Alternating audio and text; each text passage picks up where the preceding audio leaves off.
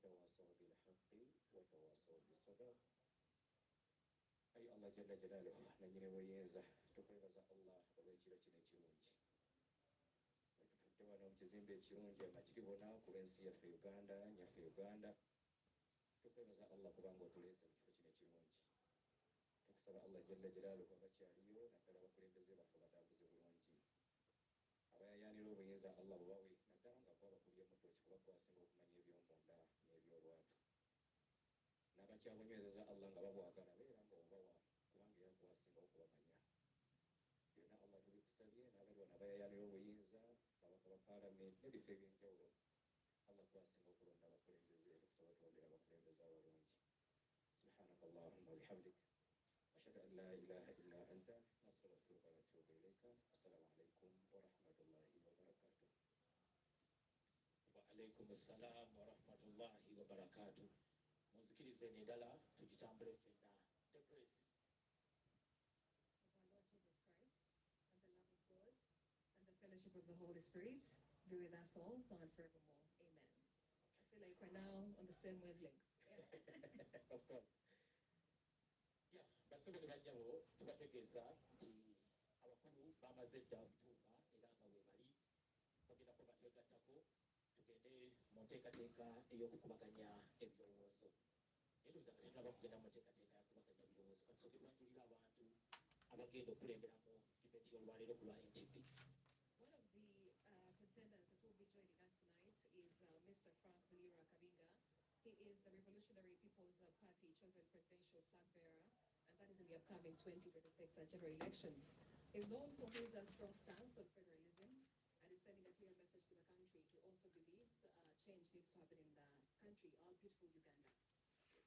Tusuubira Frank Mulira ate era tusuubira ne Joseph Amirizi Elton era naye ajja kuba nga atwegattako mumujjudde bulungi nnyo yavuganyaako ku ntebe y'obukulembeze bw'eggwanga mu kulonda kwa 2016. And also we'll be expecting to hear from Nathan Nandala-Mafami. This one is a prominent Ugandan politician. He's also an accountant and a lawyer by profession. And he's also a key figure in the opposition Front for Democratic Change. He has currently, he has served as the Secretary General before, and now is going to be leading them to finally, hopefully, get to lead Uganda for the next 5 years.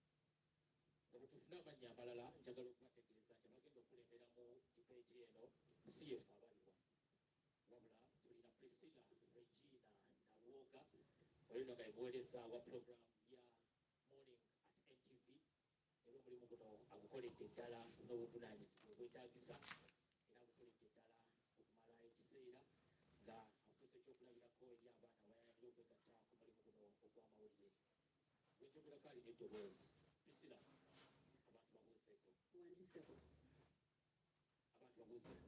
Good evening, ladies and gentlemen. Good evening, ladies and gentlemen.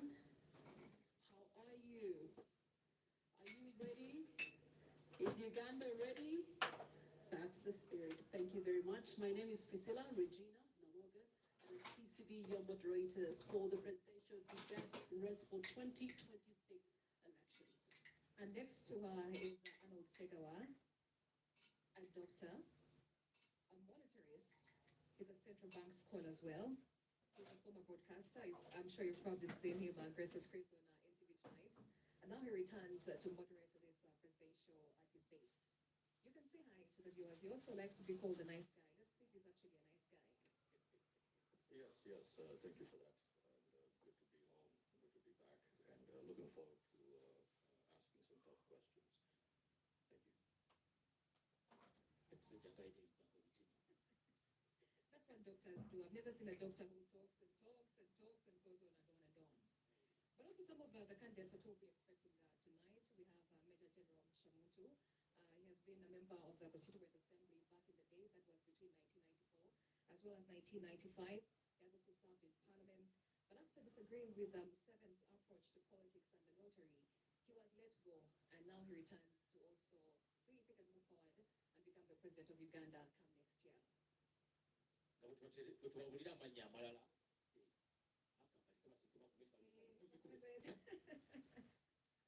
shows Alliance for National Transformation is actually in the house.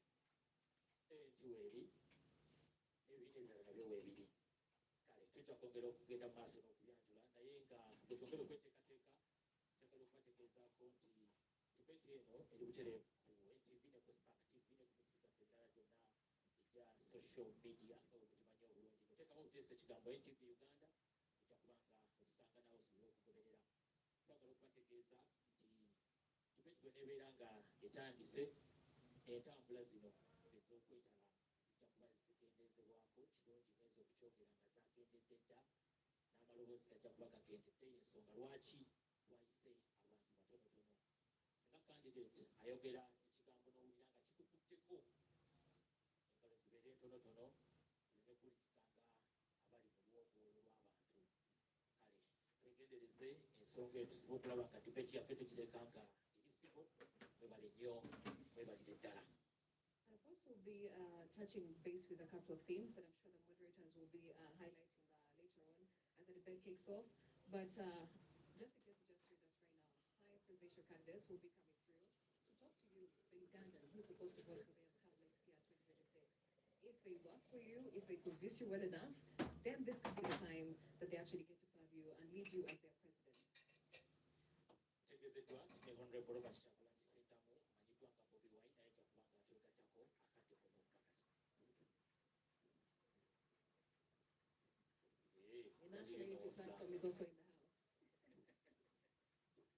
Bassebo ne bannyabo mwebale nnyo mwebalire ddala nga bwe tulida bakandidates baffe okuba nga batuuka njagala okwongera okubategeeza nti debate eno buli avuganya ku ntebe y'obukulembeze bw'eggwanga nga Nation Media Group abateesiteesi aba debate eno twamutuukirira era ne baddamu okusaba kwaffe nga bwe baakuddamu abo bagenda okulabika olwaleero beebo abakkiriza okubaawo ku debate eno abalala ku ssaawa esembayo balabise nga bakwataganye mu ngeri emu oba endala naye tujja kugenda n'abo abasobodde okuba nga batwegattako ekisinga obukulu kya birowoozo by'abaana bagenda okutukulembera yaffe Uganda eno Katonda bwe yali agituwa yagituweesa ddembe era n'abaatukulembera abalongoofu ne batufunira omulamwa ku lwa Katonda n'ensi yange for God and my country. That's right. Era ensonga lwaki tuli wano nga tutandise debate eno n'essaala okuva ewaseeka tuli mu bufu obwo obw'okusabira eggwanga n'okusabira enteekateeka eno gye tulimu. Tumaze ebbanga lya myaka 5 nga twetegekera okufuna obukulembeze obugenda okutwala Uganda mu maaso emyaka emirala 5.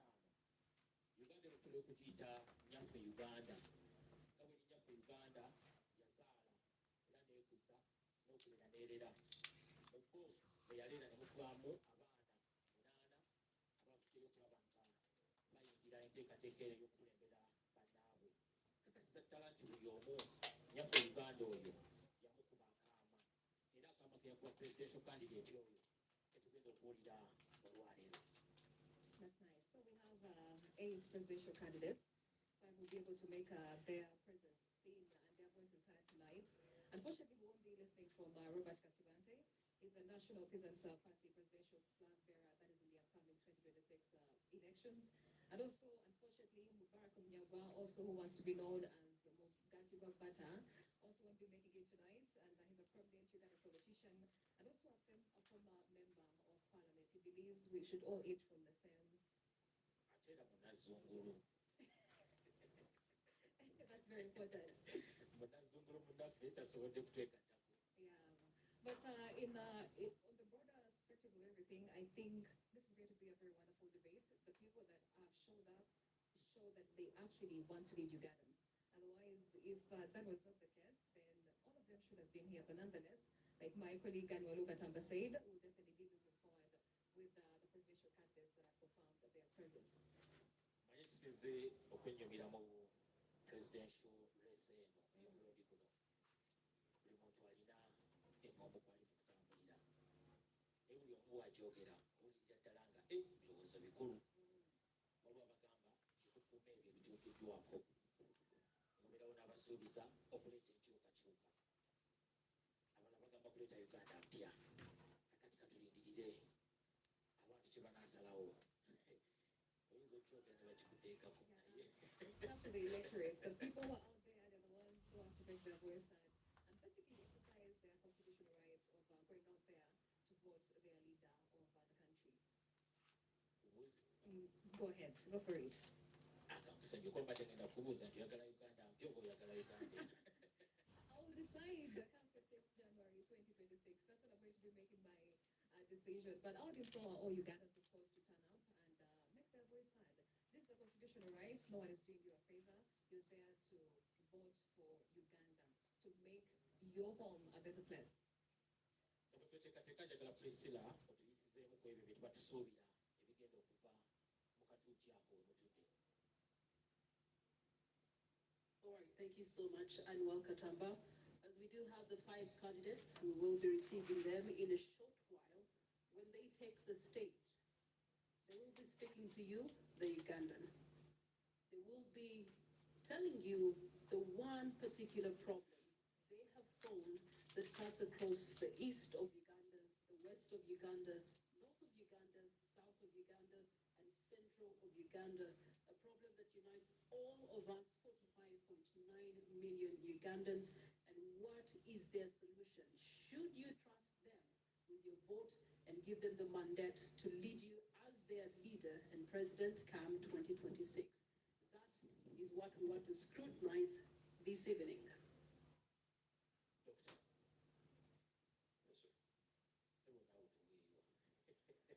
Yes, sir. sebo naawe tuweewa. Wow. As my brother Kawesa always says. But what we're looking forward to is a very candid conversation, honesty, and promises easy to make.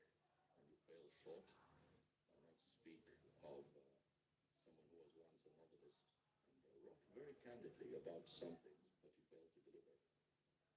We want to see what our 5 people here have to promise Ugandans and whether or not they can deliver on those promises. Allow me to interrogate the doctor here. What would be the definition of a promise? Because we have seen different people, different communities saying that promises were made and failed. Well, usually when someone has no quick retort, they say that that's relative. And what I could say is that could also be very relative if you've been around long enough and you fail to deliver time and again. That also hits very hard. And as people are watching this presidential debate, what should they use as their measure for a promise to be kept?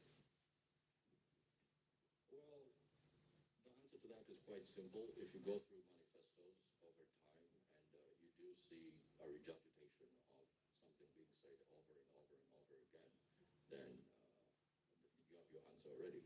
So some of the candidates here that we're going to see have put out manifestos in the past.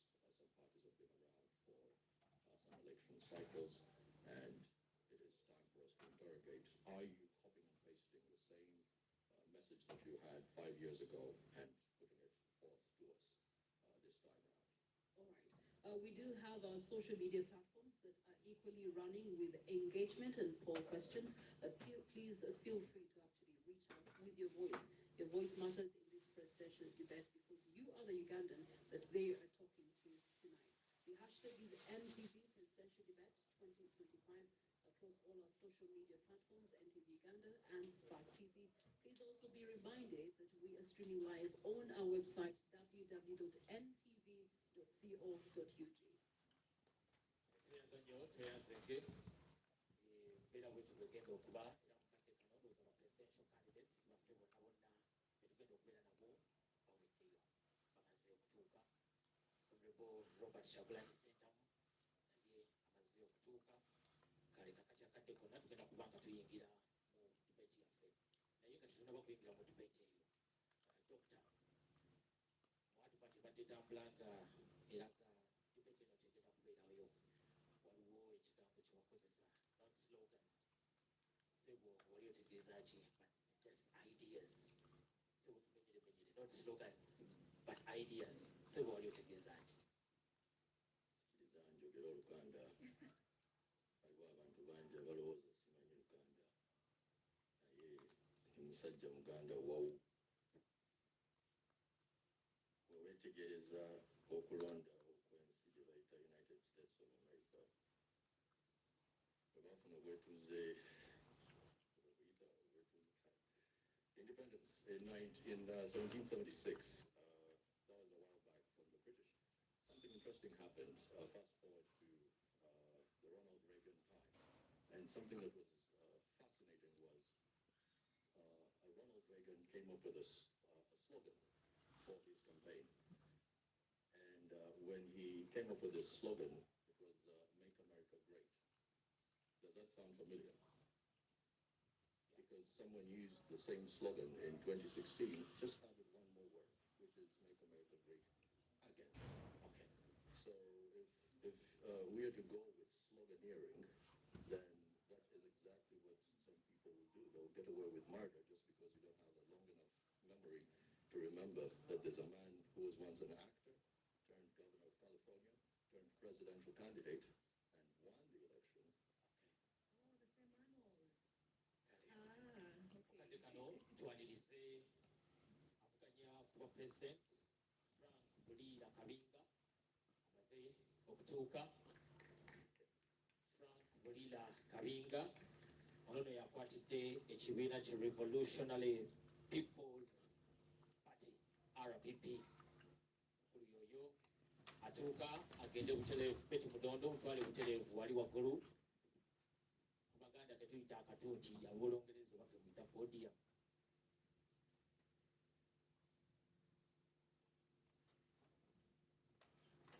Omukulu oyo atuuka ebyobufuzi teyakabiyingira, yabitandika ebbanga ddene emabega era nga yaliko mu kibiina eky'aba NDP abaali abavubuka KYD, ate gyeyava ne yeegatta ku Dr. Agre Kiyingi mu Uganda Young Democrats, gyeyava n'alyoka yeegatta ku kibiina kino ekya RPP maze okuvuganyiza ku ntebe ey'obukulembeze bw'eggwanga. Tukube engalo ezimwaniriza.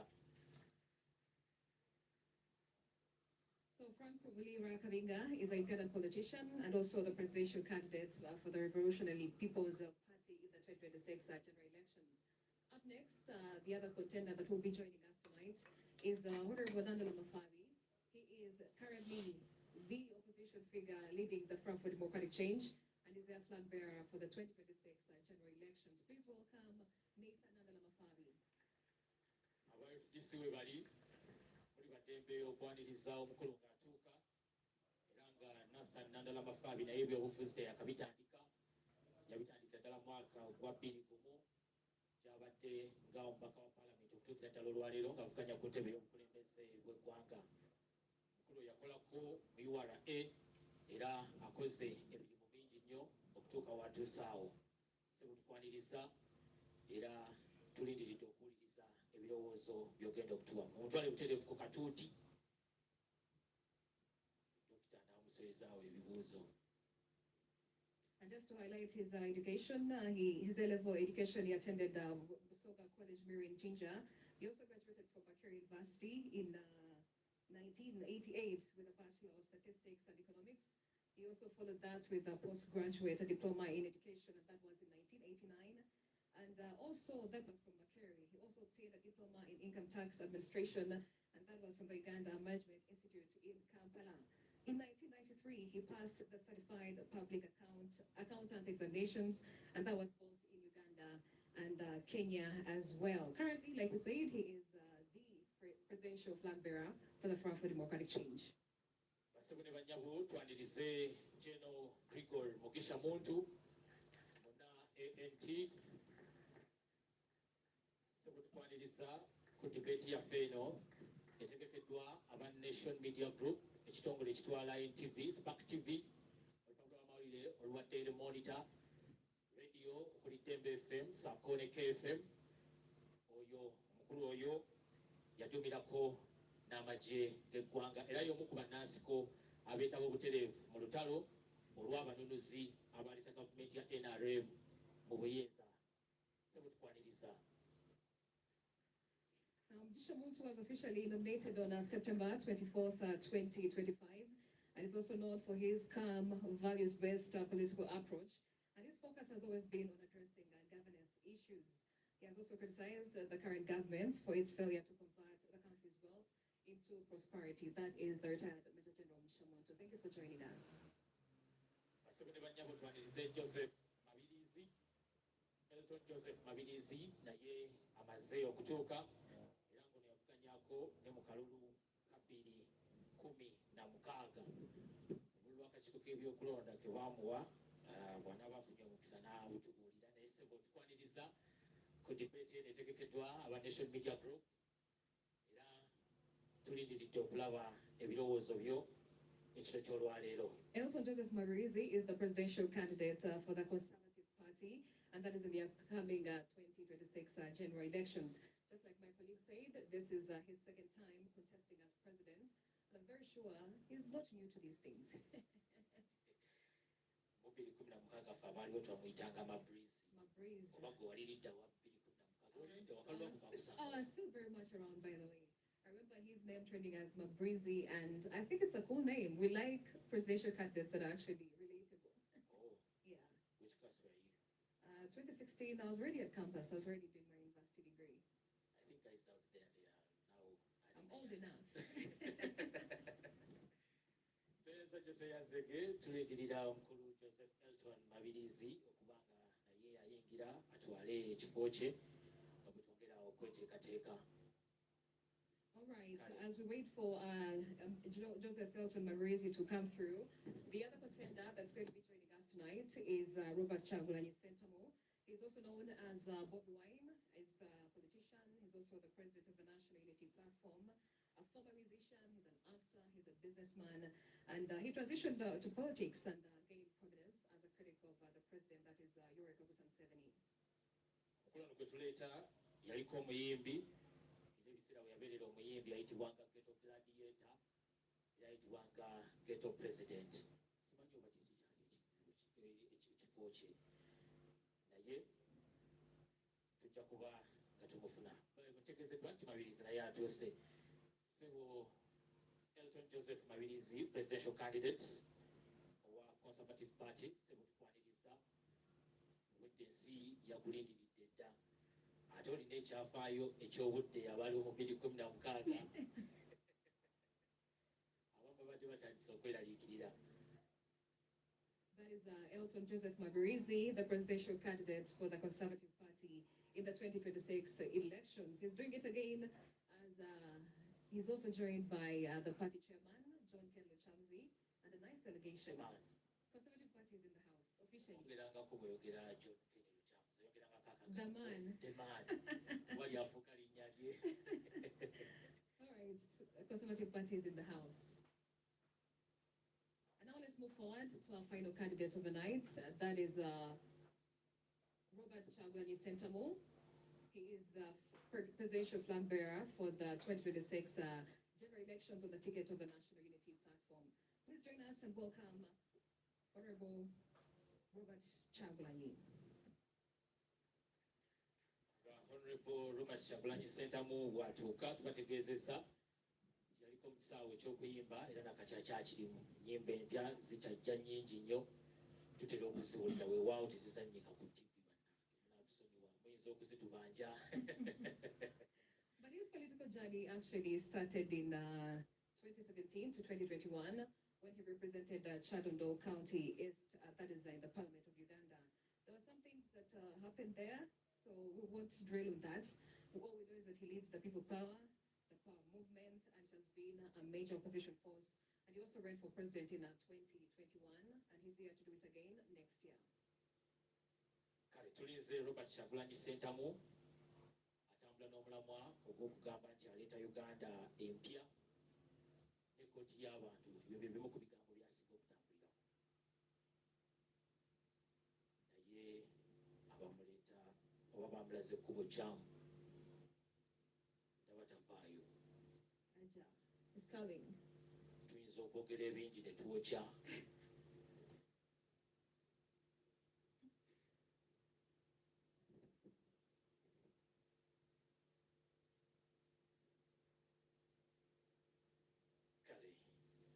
Honorable Robert Chagulanyi Sentamu abasinga obungi bwe bamanyi nga Bobi Wine, president w'ekibiina ki National Unity Platform.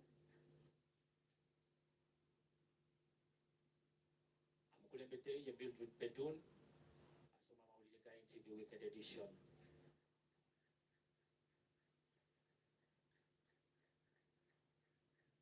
Our final contender walking in right now, Honorable Robert Kyagulanyi Ssentamu. He's the president of the National Unity Platform. Doing this for the second time.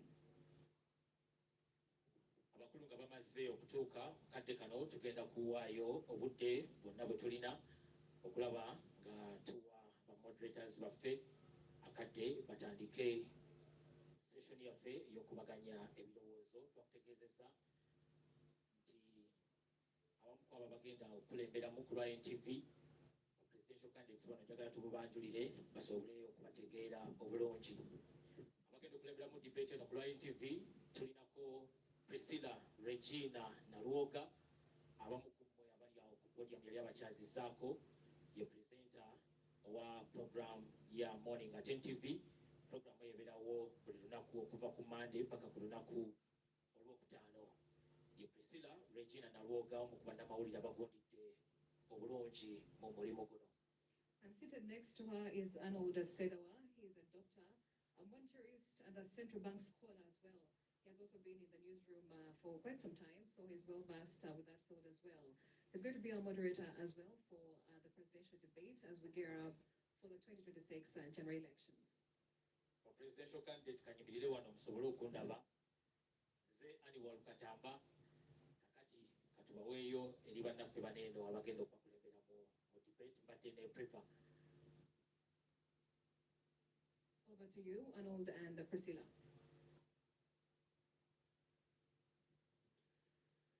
Good evening, Uganda, and to all watching us across the world.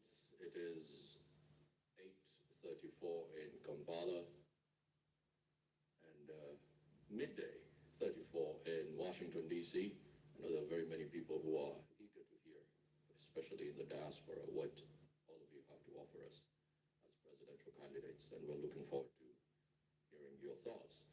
Tonight, live from Kampala, NTV and Spark TV bring you a defining moment in our nation's democratic journey. The NTV Presidential Debate 2025, the race for 2026. I'm Dr. Arnold Segawa, together with Priscilla Regina Nalwoga. Good evening to you, Uganda, and good evening to you, our candidates. Our candidates, how are you? Pressure.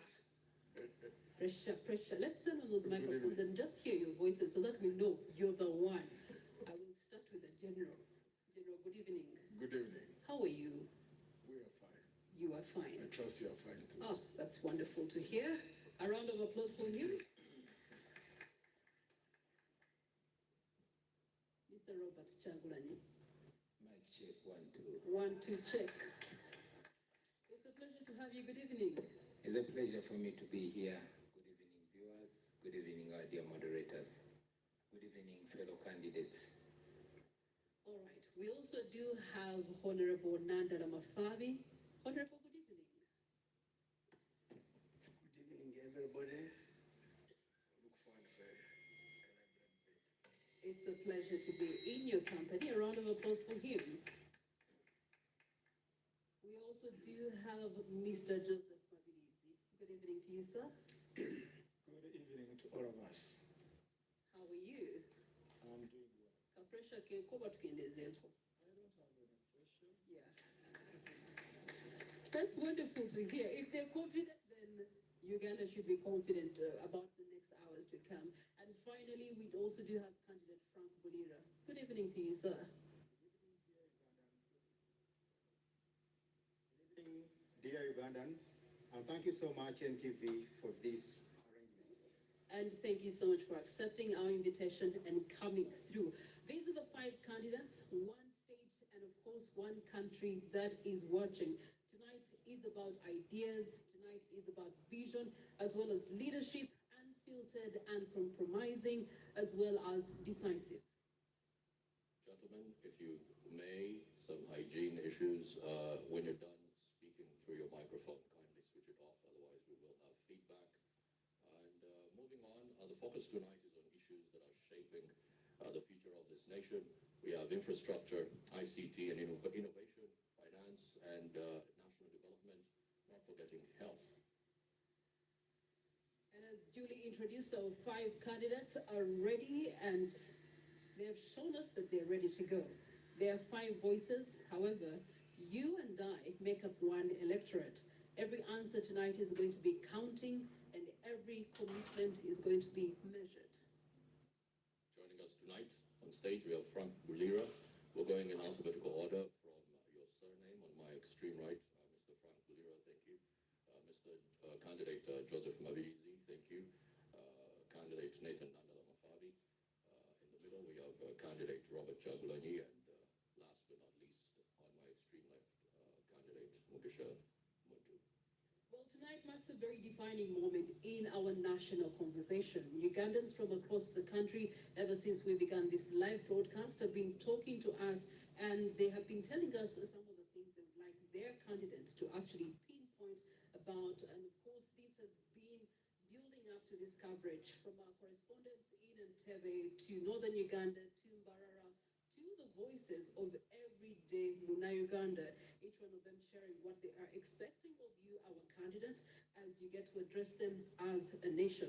Now, a short while ago, we were introduced to the 5 candidates joining us today, and we get to regret that 3 candidates were unable to join us on this stage tonight, with the hope that all 8 will be present at future debates.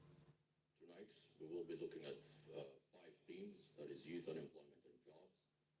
2 is security, governance and justice. 3, technology and the future of work. 4, infrastructure development and the health sector. And 5, finance and economic development. And as the word presidential debate does say it, each candidate has 4 minutes for your introduction. Each candidate has 4 minutes and 30 seconds allowed to close your submission to every address under everything that we're going to be discussing tonight. And 1 minute will be awarded to you, and maybe 45 seconds to give your closing remarks when the night is done and dusted. There will be a 7-minute commercial break after the second theme, and these themes were all selected based on months and months of public engagement. Thousands of Ugandans having submitted their priorities and questions. This is through the community forums, digital platforms, and of course the regional outreach. However, the final selections, the structure, and the sequencing for tonight were made independently of the debate team. So as per the debate rules, neither the candidate that you see on the podium this evening nor anyone on the team have reviewed or influenced these questions. Without any further ado, let us begin. And this is going to be very brief. In 4 minutes, tell Ugandans why you're the best candidate and to take this big job of being the president, not just having the fancy office. While you're at it, also tell Ugandans what the biggest problem is with the country. Let me start with you, Mr. Bulira. 4 minutes. Thank you so much. Dear Ugandans, my name is Bulira Frank Kabinga Salongo. I'm the presidential flag bearer for the Revolutionary People's Party, a party which merged with the Uganda Federal Democratic Organization, which was led by the late Dr. Aggrey Kiyingi. I'm here in the footsteps of the late fighter Dr. Aggrey Kiyingi, in the footsteps of our forefathers who fought for federalism, the Nkwangas, the Andrew Takome Kairas, the Dr. Paul Kawanga Semogereres, the retired Colonel Dr. Kiza Besiges. I'm in this race not just to contest ceremoniously. I'm here to contest and deliver our opposition to State House. It has been a process of over 4 decades, and I think this coming election is going to close up each and everything. This is the time that we need to shape our country. There are only 2 big problems of our country, Uganda. Number 1 problem is Mr. Museveni. The second problem is the system of governance. That is why, as the Revolutionary People's Party, we are looking at federalism. Federalism is the way to go, and it is our core. The RPP that even if Mr. Museveni goes and we have another president and we don't change the system of governance, we shall remain in the same problems. In my first 100 days, that's why I pledge that Uganda is going to go federalist. Bulira Frank Kabinga, I was groomed by the Uganda Young Democrats. I started my politics in the Kasubi Church of Uganda Primary School way back during the CA times. I joined the Uganda Young Democrats in the second generation after the Dr. Lurume's first generation of UID, the Mabikes. I was part of the second generation, and I was the spokesperson of the Uganda Young Democrats under the leadership of Susan Abo by then. Then I was the students leader for Uganda Young Democrats until I joined Dr. Agre Chiyingi. I joined Dr. Chiyingi purposely because I wanted to remove Mr. Museveni, period. I didn't want to overstay in the opposition. You all much well know that Dr. Agre Chiyingi was standing in the true path of changing this country. In fact, if Dr. Chiyingi or Dr. Besigye had been in this race, I wouldn't have contested. Because they are the only two people who had solutions to changing this government, who were focused on removing Mr. Museveni and with the realistic solutions. We have done enough politicking, and it is now time to remove Mr. Museveni. That is why I also argue my fellow candidates, fellow contestants, if they are really genuinely looking at removing Mr. Museveni first, to join me, and we remove Mr. Museveni. We shall sort other issues regarding parties and our aspirations after removing Mr. Museveni after 15th January. So I'm here, dear Ugandans, presenting myself as your next president come 2026. My campaign was derailed. As you know, Dr. Chiyingi, he was living miles away from Uganda, but he was the most feared man. Mr. Museveni feared Dr. Chiyingi more than opposition leaders sleeping in Kampala and Wakiso. You know that. It's a debate. Mr. Frank Bulira, your time is up, 4 minutes. But since you want to remove Mr. Museveni, then I ask that you move from your seat and come sit next to these two gentlemen, in between these two gentlemen who have also rightly said that they're doing the same thing. Please stand up and come and sit in between the general and the one who's promising a new Uganda. Though I'm number one, It is okay. We shall decide on 15th. Thank you very much. Each candidate being reminded you have 4 minutes for your introduction. And now we move to the second candidate, candidate Joseph Mabirizi. Good evening once again. My name is Elton Joseph Mabirizi Salongo from Conservative Party, the party which has outlived generations. In CP, we have the uniqueness that we stand for. Number one, it's about the governance, which requires fabrication to come up with something new which can fit in the generation we live in. We stand for regional governments, and when we talk about regional governments, many people will ask, what do you mean exactly? We have 16 regions of Uganda, and those 16 regions must have small governments where they share power with the central government.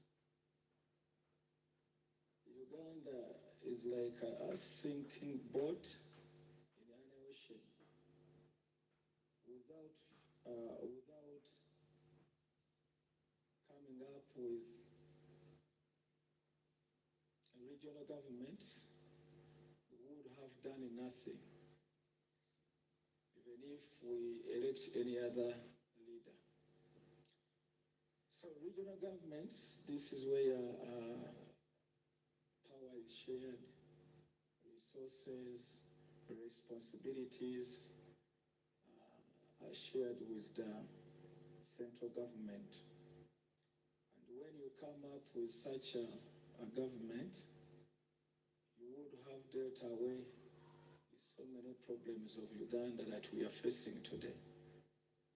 For example, the problem we are facing where all authority belongs to one person,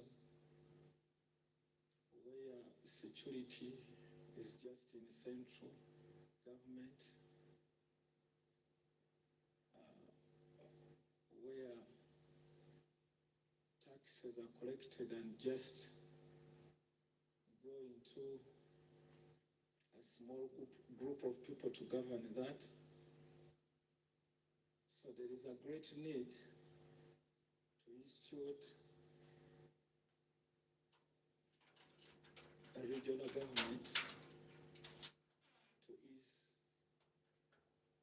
service delivery, at the same time creating a lot of jobs, which is a problem that we are facing today, but also working on the system of education that we are having in Uganda, which does not help parents, it doesn't help the graduates, the learners, it doesn't help even the government. The first beneficiary of the citizens or the graduates, it is the government. But when they finish, you find that there are no jobs,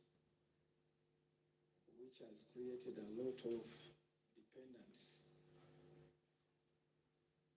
People are working are very few.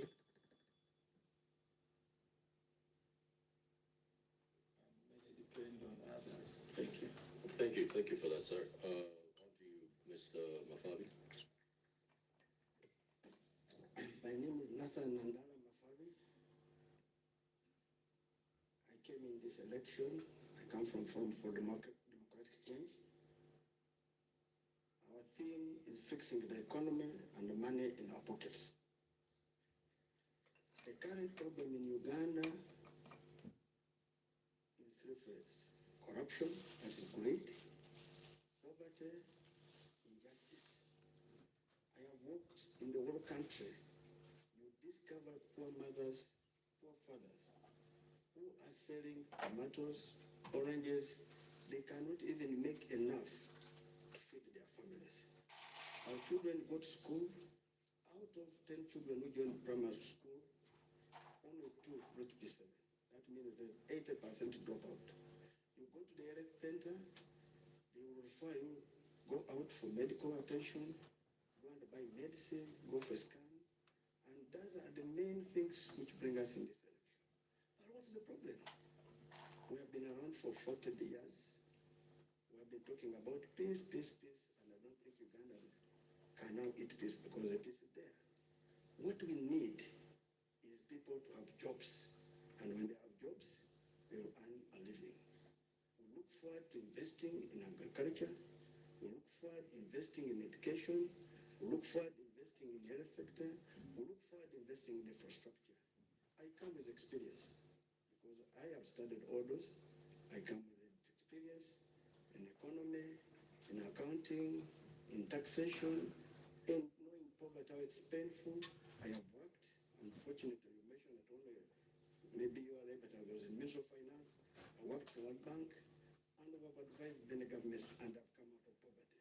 So I am coming here with experience to help Uganda to move forward. I come as an employee. I want to be a servant, to serve you with all my energy to ensure and people of Uganda can have the 3 meals which are designated in our lives. I am aware that we are 8 candidates, but each of us has his own manifesto. Our manifesto is very clear, it's spelling out what is supposed to be done. We want to create jobs. 60% of the youth are unemployed. 84 people live on 14 people. This is the danger, and this is the biggest security we are having in our country. You get people are walking on the street from morning to evening, looking for what to do, what to eat, and this is causing a lot of problems in our country. In fact, the next time bomb is from the unemployment of the youth. Currently, our economy is structured in such a way that the service sector, which is contributing about 50%, is externalized.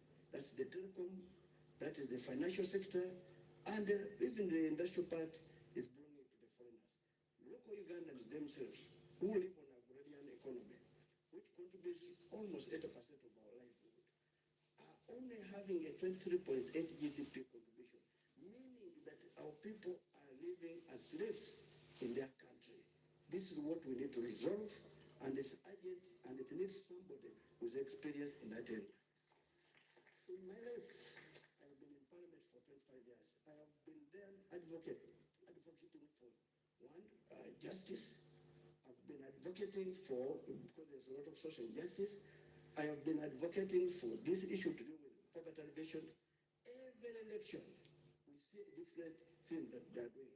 In 1996, they brought in Tandekwa. In 2001, they brought to Kurendeka. In 2006, they brought Monaba Gagaru. In 2011, they brought Prosperity for All. In 2016, they brought Yoga. In 2021, they brought Operation West Pressure. Now, 2026 period. If these were really aiming to remove poverty, and they have not done, it means there's total failure in the government. Our government lacks transparency in management, and the corruption is at the theme. Thank you for your submission, sir. Let's move on to candidate Robert Chaplin. Thank you very much, dear distinguished moderators, honorable colleagues with whom I'm running for the noble responsibility of leading our nation, ladies and gentlemen present here, and those watching us from afar. I am humbled to be here contesting to lead our country, and it's great pleasure and honor to be representing the common people of our country. As a person who comes from the ghetto and rose to represent the nation at the highest level, I cannot take any further pride than that. But also, I am aware that we are in a nation that is at crossroads. We had independence 63 years ago, and 40 of those years have been covered by one man who has reduced our country to a failed state. Absolutely, it is clear to all and sundry that this nation, which is primarily young, has clearly made a decision, only that they have been stifled. I am aware that I will be taking over a nation where 1.5 babies are born every year, taking over a nation where almost half of the budget goes to servicing debts. I'm aware that I'm taking over a nation that is deeply divided, but committed and ready to unite this, our country, which we've already started doing. What we promise is a new Uganda which is going to reset. Our country has completely been messed, and it needs to start afresh. Every institution has been captured, and we intend to start again in a new Uganda where people are going to be servants, where citizens of Uganda should take over power to decide the destiny of their lives. As we stand right now, the people of Uganda don't have a vote, they don't have a voice, and they don't have power over their nation. The state has been captured completely, and we hope to liberate not just the citizens, but also those that are leading the country. On the downside, I had really hoped to meet General Museveni here, so I could publicly face him and hear what more lies he has to tell us after 40 years. To hear from him straight the gains he's protecting. Is he protecting the potholes? Is he protecting the rotten hospitals? Is he protecting the broken down schools, the broken down infrastructure? Is he protecting his power and right to torture citizens? I had always wanted to publicly from General Museveni. Anyway, it's all right that he's not here because he's in the past and we are discussing the future of our country. So I'm very glad and I hope to share ideas and to teach and learn from these our colleagues. But of course, I must assert it that the people of Uganda, especially the young generation, the new generation that I largely represent, is committed to changing their country and to taking back the right to determine their destiny. I am ready and committed to lead the charge to change Uganda, so help us the Almighty God. Thank you. And the final candidate for the evening, with your introduction and why Uganda should believe in your cause.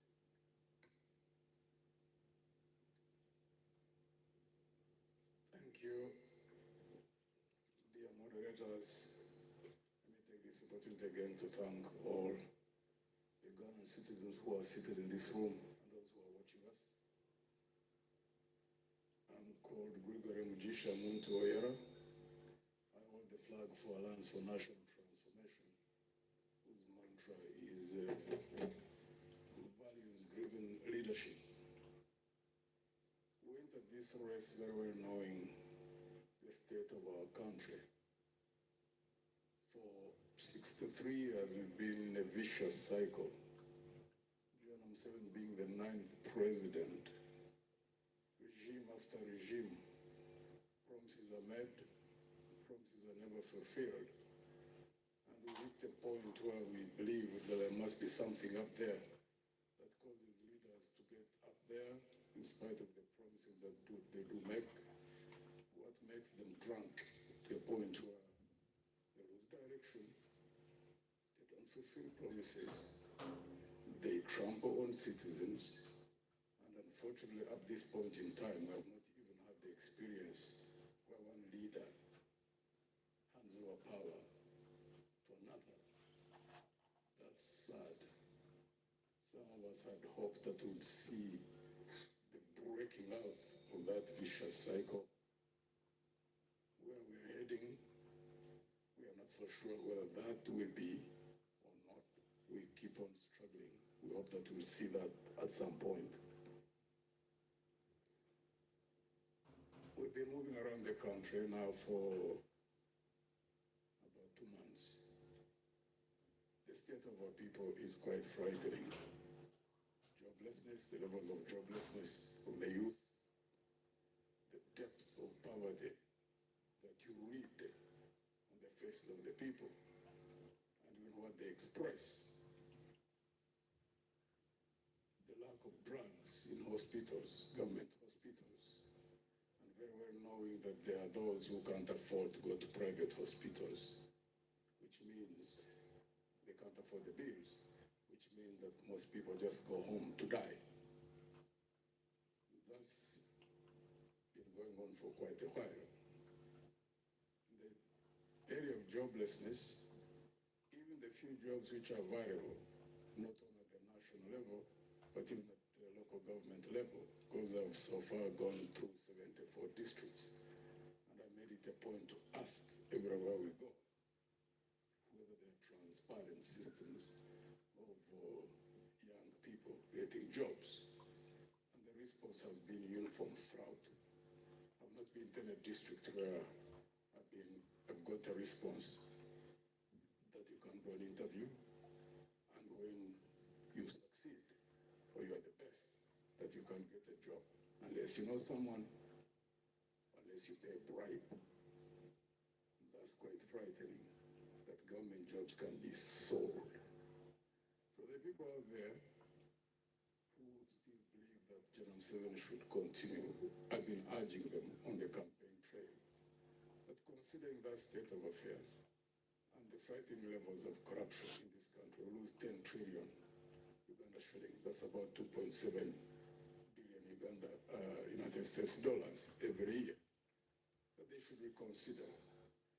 General Museveni should just simply be retired peacefully on 15th of January. And I've been urging them to look amongst the 7 of us and select one who can lead this country from the vicious circle in which it is, the mess in which also considering the levels of the fighting levels of date. But they look for a capable person, and I always project myself All right. because of. Thank you so much, Mugisha Mutu. 5 candidates. We do also have 5 themes for the presidential debate. Please be reminded we are streaming across our social media platforms on Facebook as well as X, as well as TikTok. So share the link with the rest of Uganda. Equally on our website, www.ntv.co.ug. We are having the presidential debate live on NTV as well as Spark TV. As we start off, theme number 1, youth unemployment and the jobs, or the economic reset. I'm going to start with candidate Frank Mulira. Just to shape the narrative, candidate, Uganda has a very young population, as according to the UPO statistics from the population census having been conducted in 2024, more than 73% of citizens being under the age of 30, including about 14 million people aged between 15 and 30, marking about 31%. And then you look at the latest labor data also showing us that only about 37% of these young people are actually employed and working. About 16% of them are choosing or are able to stay in school, and roughly 40 to 42% are neither in employment. We cannot trust them in education, neither can we pin them in training. Youth unemployment is standing currently at 16.3% compared to the 11.7% overall. When we look to the female perspective, there the youth unemployment is also closely higher at 20%. The figures do go on, but each year about 700,000 people do enter the labor market, but only about 34% of that figure is actually absorbed in jobs. Candidate Frank Mulira, given these realities, what concrete measures beyond the national employment strategy, beyond the national development plan 4 that we're currently running as a country, will you implement in your first 3 years? 1, to raise job absorption well above 34%. 2, cut the youth NEET rate by at least 10%. And then 3, to ensure that the additional jobs being created are decent, they are formal, and are creating opportunities rather than incurring a lot of pressure on the informal sector. Yeah, thank you so much. First of all, surely poverty is everywhere, but our case as Uganda is so worrying. Just as I said, we can speak a lot, but the biggest problem of Uganda is Mr. Museveni and the system of governance. Those are the 2 biggest problems, bringing about youth unemployment, growing at the fastest rate, and people losing hope in their country and in the future. As the Revolutionary People's Party, under the new federal arrangement, remember, after 15th January next year, in the next 2 weeks, Uganda will be announced as the new Federal Democratic Republic, governed under the 16 federal states, taking charge of their wealth. The Revolutionary People's Party is going to take the jobs closer to the people, where they stay. Gone are the days when everyone has to come to Kampala looking for jobs. People going to kneel before Mr. Museveni to get survival, including ministers, public servants. You have to meet Mr. Museveni in order to survive, in order for your child to be given a bursary. The federal arrangement is going to take back the jobs in the areas, the 16 proposed federal states making up Uganda. First of all, we are going to introduce the Federal Economic Empowerment Program. The Federal Economic Empowerment Program is going to replace these failed Bonavagagawales parish development models, which are just enriching NRM cadres and RDCs, swindling taxpayers' money. The Operation Welfare Creations, just helping soldiers to build more mansions and build their kids. They are all going to be scrapped, and the Federal Economic Empowerment Program is going to look at the Ugandans in Sebei are going to be placed the cement factories, where you even have truck drivers who are Chinese, in Kasserem, in Kapchora. Mr. Bulira, can you name one country that's operating a federal system? UAE, German. Which ones of those are over just under 63 years? God said about UAE and its background. There was a time when Uganda was far ahead of UAE. You remember that one time Idi Amin Dada gave food aid to UAE when the current president was the father of the current Sheikh Al Maktoum. He gave UAE food aid, plus the little soil UAE has. It was taken from here and it mixed with the sun. UAE, every tree in UAE and grass has to be irrigated in order to live for a day. But it is the capital city of the world right now. Uganda would be so far better if we had gone federal. I worry you might not know that much about federalism, because the best example, According to you, the United States of America, which is operating on a federal system. From the federal system, you go down to the state system, then from the state system, you go down to municipals. So I worry that you want to implement something that you're not very savvy with. that is according to you. Well, this is the biggest economy in the world. So if you're to give an example, at least let's go with one that has... I give the example of UAE because it's the country I know most. The king of Dubai is my good friend Sheikh Al Maktoum, and the president of UAE, Sheikh Nayan. So it is a live example. My second home is in UAE. I've admired a lot from UAE under their arrangement, whereby you don't need to go to Sharjah when you are in Abu Dhabi to get a service. Everything is in a different, is well catered for in a particular federal state or province. Provinces are competing. When Abu Dhabi builds a big skyscraper, Dubai will bring Burj Khalifa. When Al Alain does this, in the end, the country ends up developing. In Nigeria, you don't need to go to, if you are in Lagos, you are contented. You don't need to go to Abuja. You don't need to go to Kumasi. So, Kumasi is in Ghana. Thank you. You have run out of time. Thank you, Mr. Bulira. As you can imagine, it is going to be a very heated conversation. And if I do jump in, my credentials might permit me to do that. On to the next candidate. Let's look at Mr. Joseph Mavidizi. Quick question, Mr. Mavidizi. Are you familiar with the Malabo Declaration?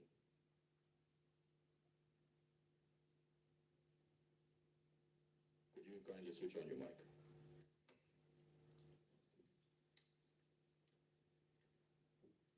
Are you familiar with the Malabo Declaration?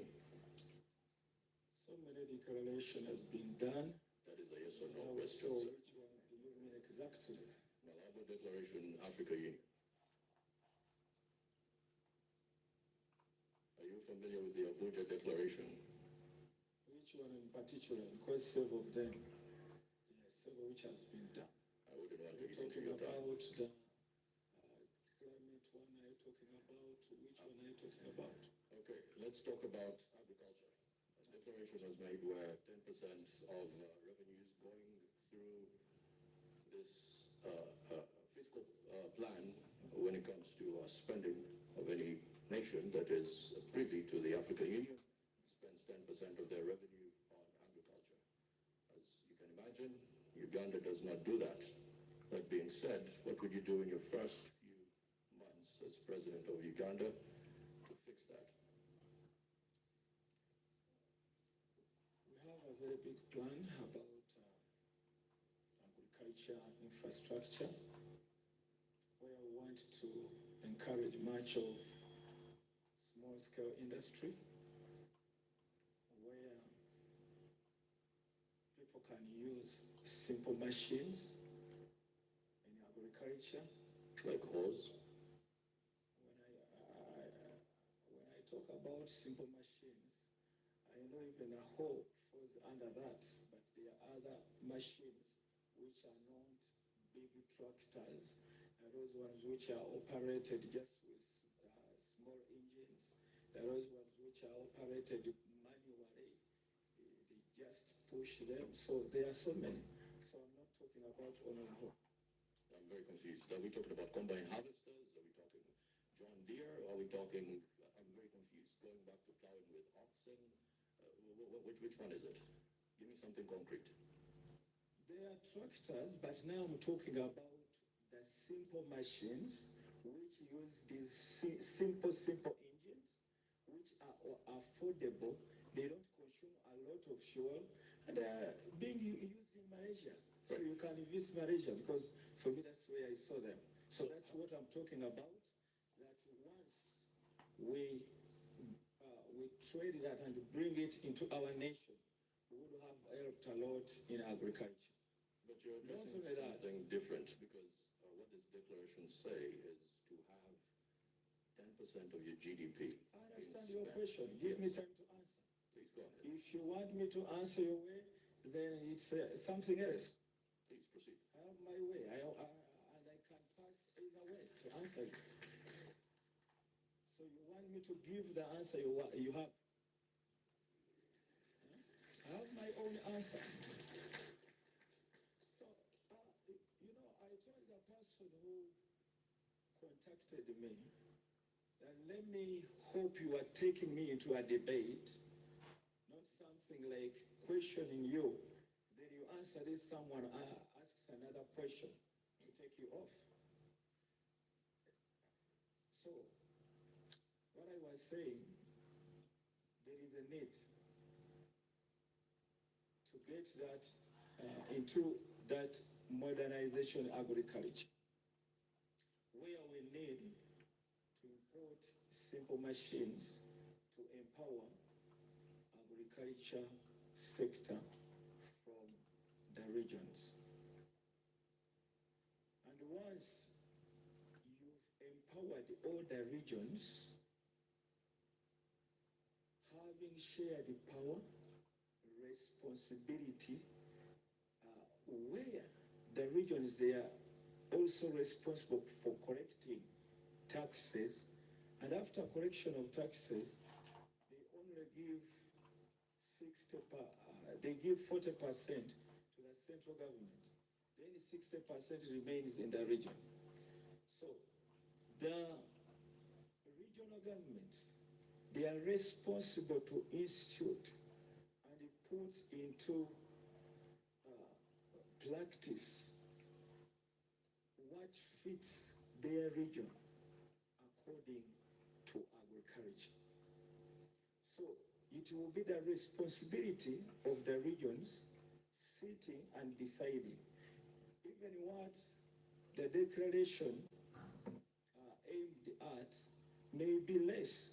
Each region will decide according to the need of that region. That's what we call shared power.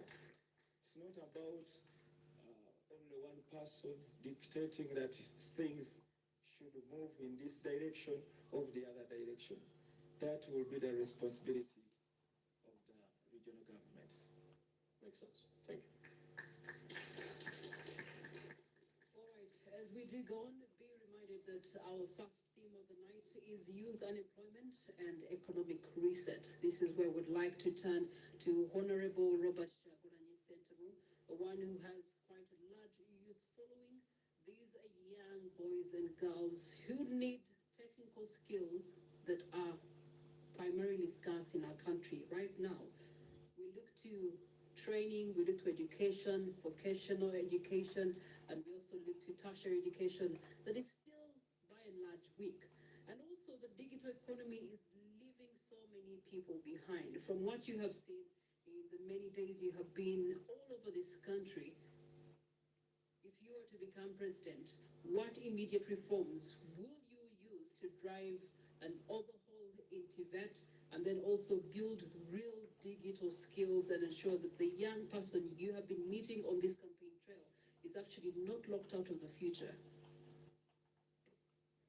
Thank you very much. And I'm glad you mentioned that indeed we've been traveling all over the country. For me, this is more realistic than idealistic. These are not just statistics. These these are realities. These are people who've been there, and in every urban town you've reached, you've seen hundreds of young people that show up, that are desperate, they're strong, they're talented, they want to work. But these are young people that have been failed by a system.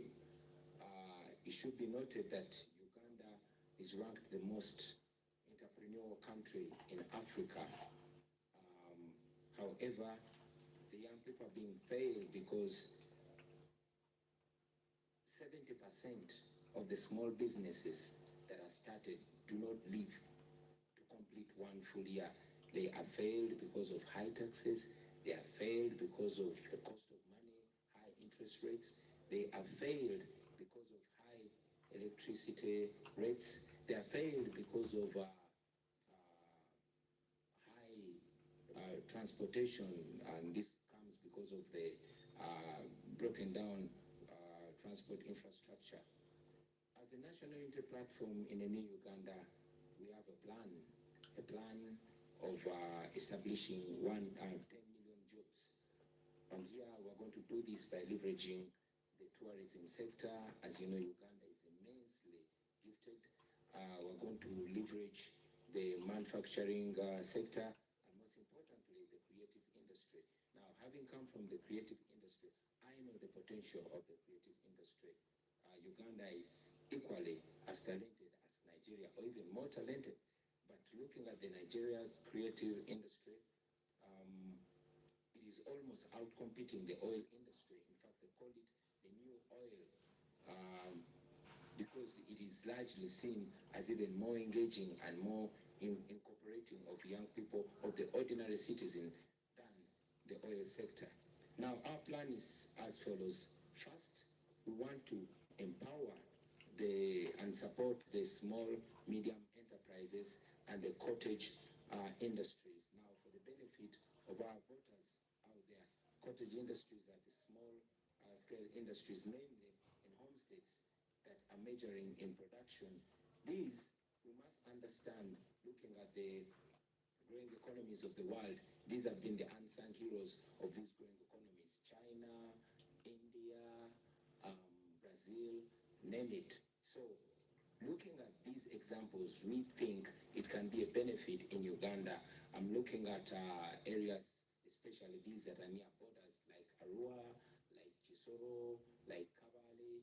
If they are supported, they could boost even production, and they could even boost export, looking at production of textiles. When you say supported, what does that mean?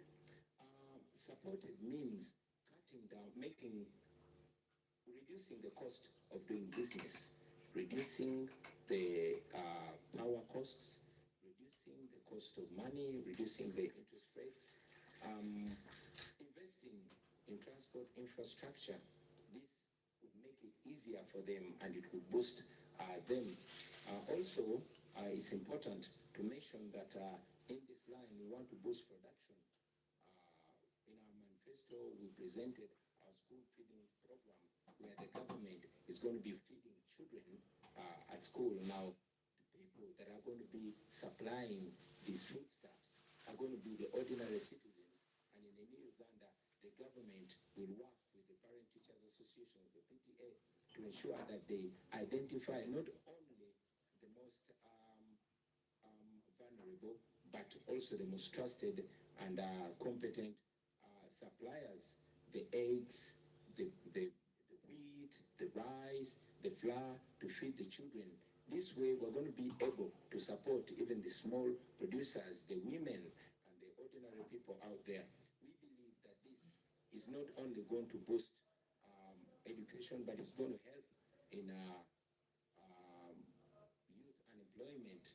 We also intend to modernize our skills development. Your time is spent, but I'm going to allow you a minute.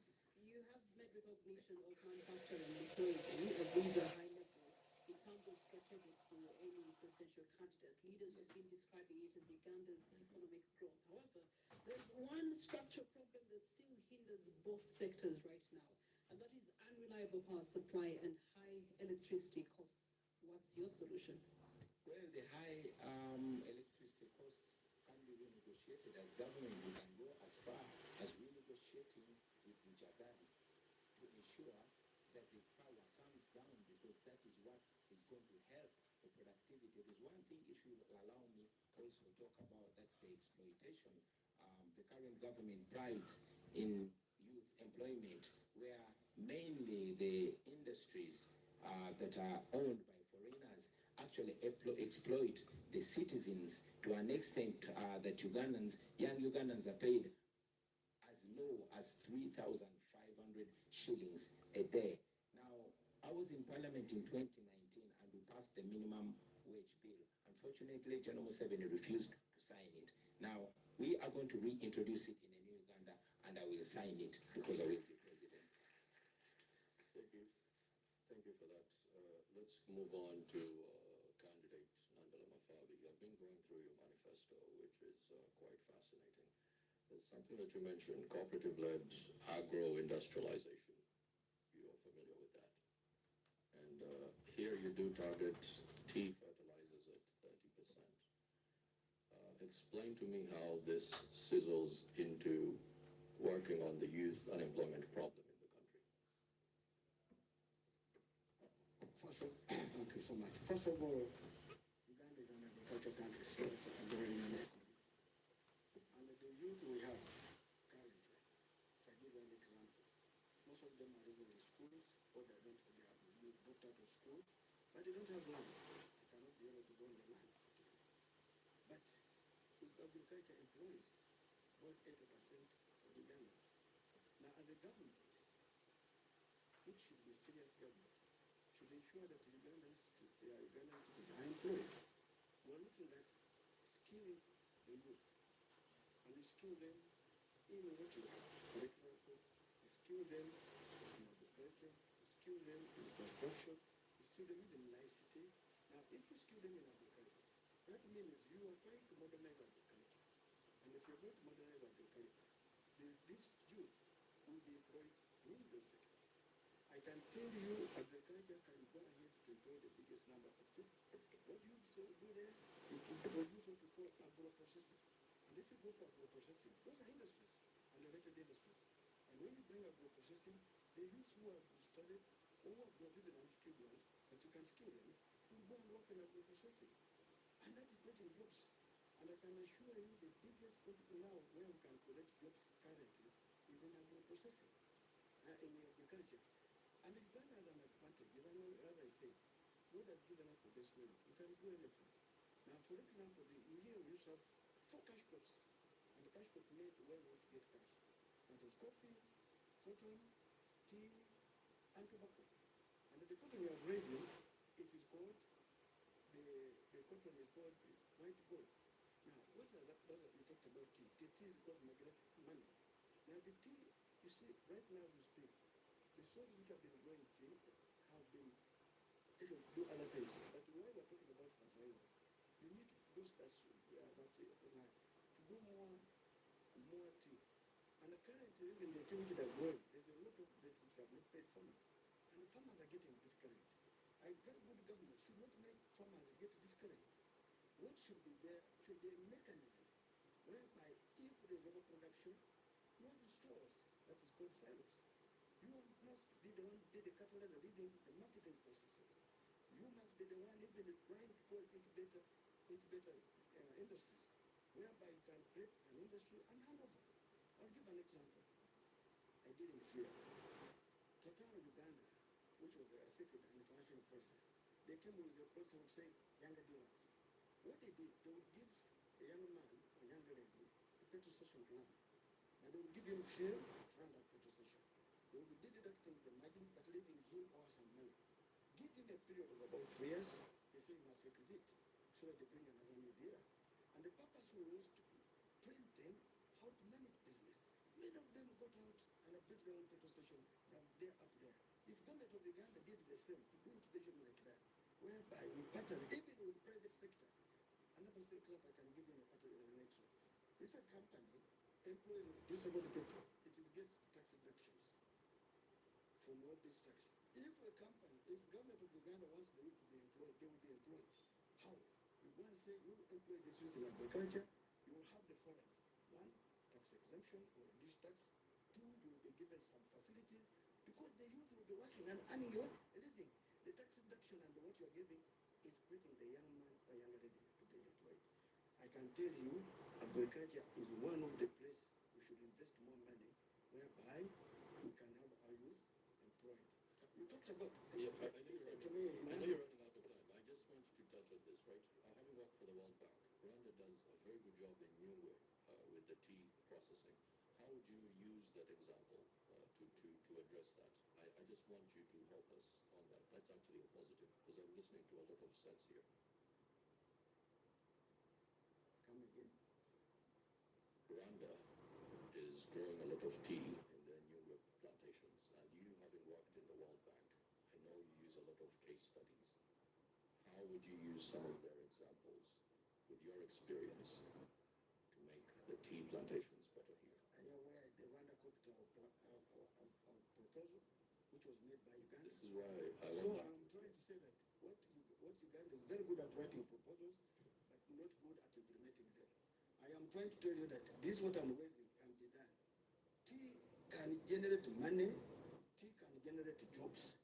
Because I'm saying that when we, first of all, the tea farmers will get money, the processors will get money, the transporters will get money.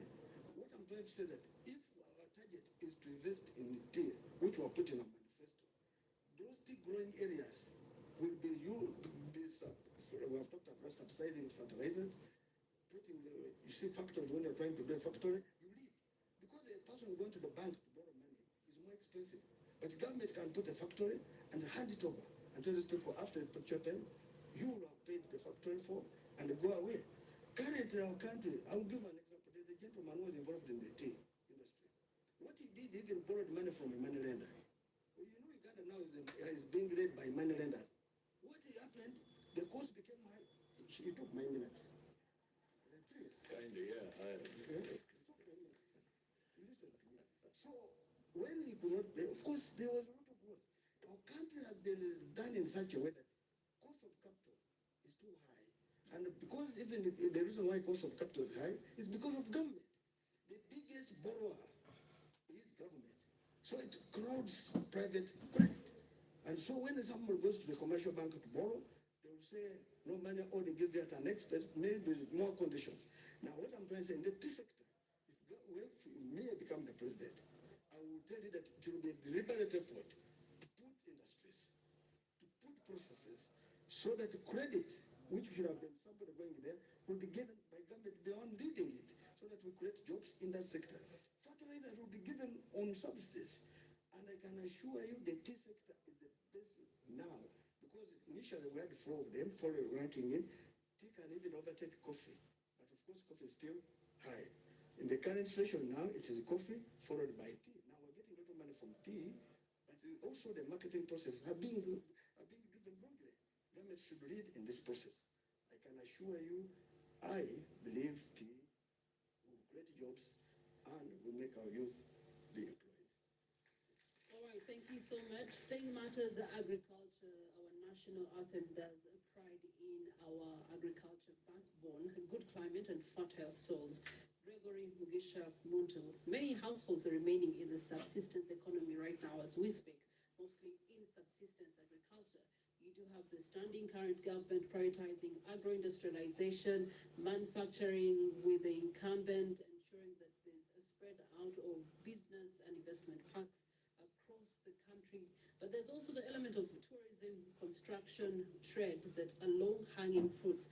Oil and gas have been promised that next year it should be bearing us some fruits. There's also works and transport. All these to acknowledge that there's a high failure rate of youth-owned businesses without systematic support in those particular sectors.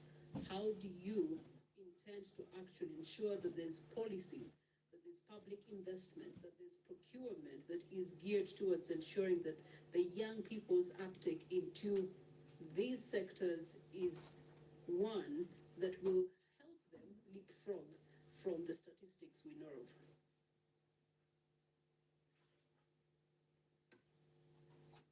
The measure of development of any country must be reflected in the development of the people first and foremost. where 70% of the population is in agriculture, fisheries and crop as well as the dairy industry. You have to focus to lift those people from the levels at which they are.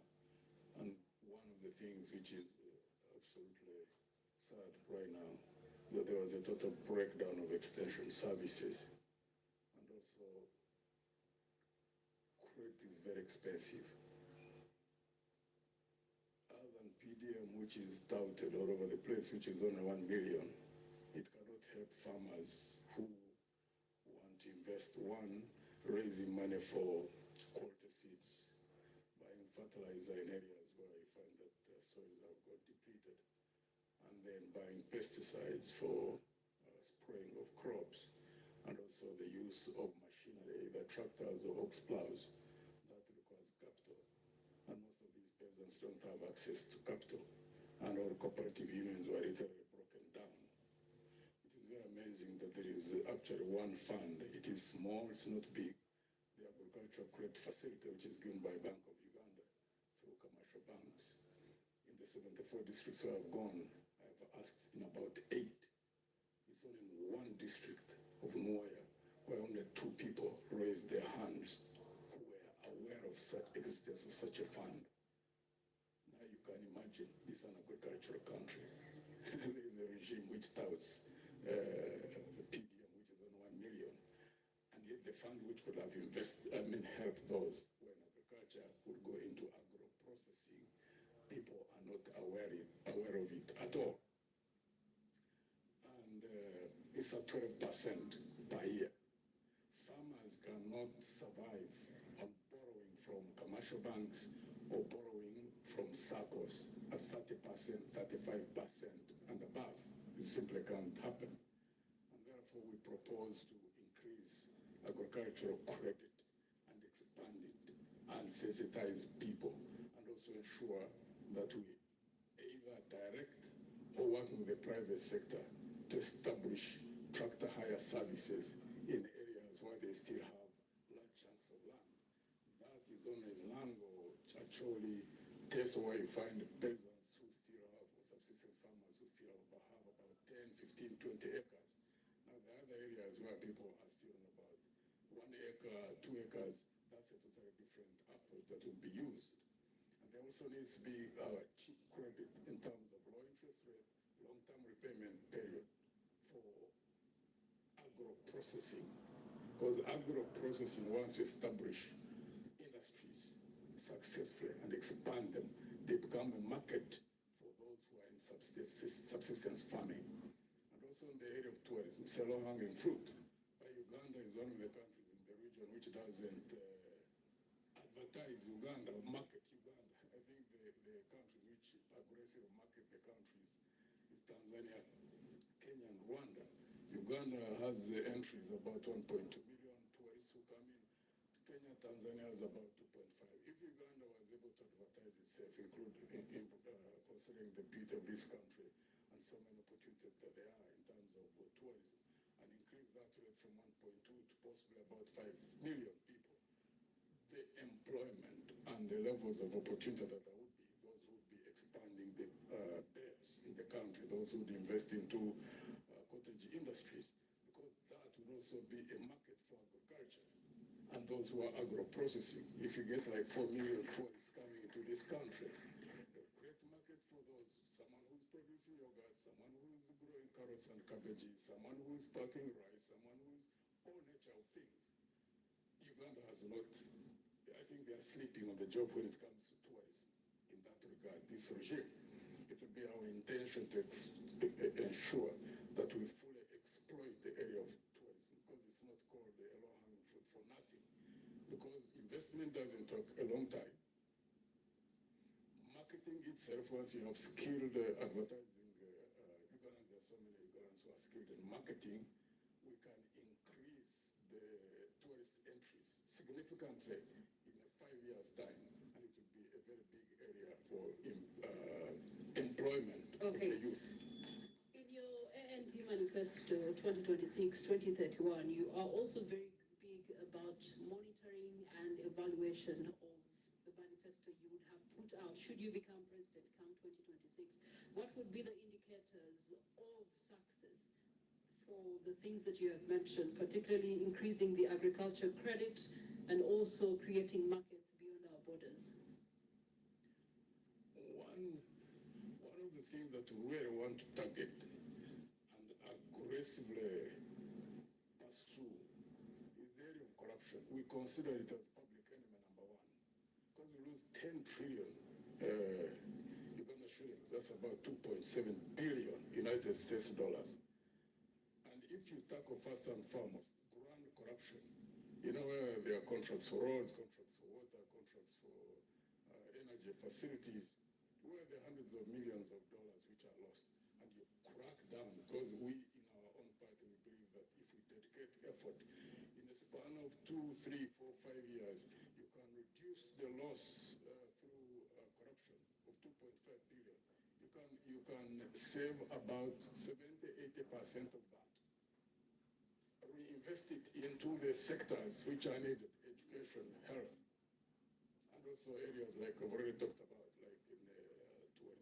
One, education, it may take a little bit of time to bear the results, but it's the highest form of wealth for any country that wants to develop. Because we are clearly aware that even countries which have nothing, not even one single mineral, when they invested in education, high quality education, skilling their labor force, and of course with good political management of those systems in such countries, some of them have developed. Example we keep giving is Japan. Now consider here, if you invest in good education, invest in having a healthy workforce, and also invest in agriculture, having food security, and also having citizens who are well fed. When you have those, plus the mineral potential which we have, and good political management, the sky is the limit for this country. And the sky is the limit for your time. Thank you so much, Gregory Mugisha Muntu. We're going to take a short break. As we do so, please be reminded the hashtag that we are running with is NTV Presidential Debate 2025. And we are running on NTV as well as Spark TV, and we are streaming live across the social media platforms, mainly X, as well as TikTok and Facebook, and our website. Now, there is a poll that is running. Which part of the debate is interesting you the most? There's finance and economic growth, there's health and education, there is also security and governance, infrastructure development. Now, just to extract a few comments that are coming in from our online audience. Thanks NTV for preparations. Page 35 Manifesto 4.2 Clean Water for All. National Unity Platform shows interest of reducing the cost of 20 liters to 10 shillings. And there's a question there on the possibility in an economy where 50 shillings is no longer in circulation. There's also one that has commented here. WAPS on X says, what are the specific national laws, regulations, and doctrine that a government that has power can actually use to ensure that there's a security, particularly regarding the arrests, the detentions, and the use of force and the such that is happening. Basically, what we have been seeing in the most recent days as far as security and stability is concerned.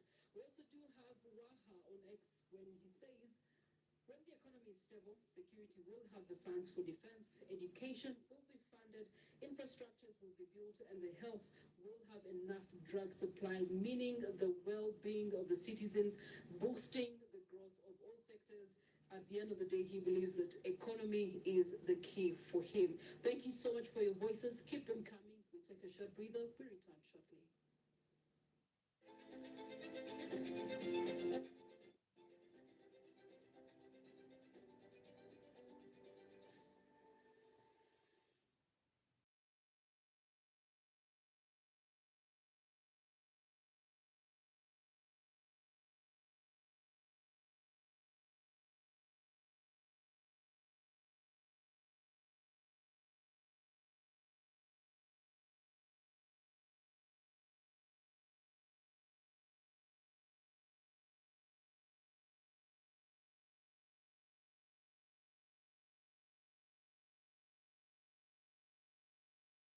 Until you receive it in minutes.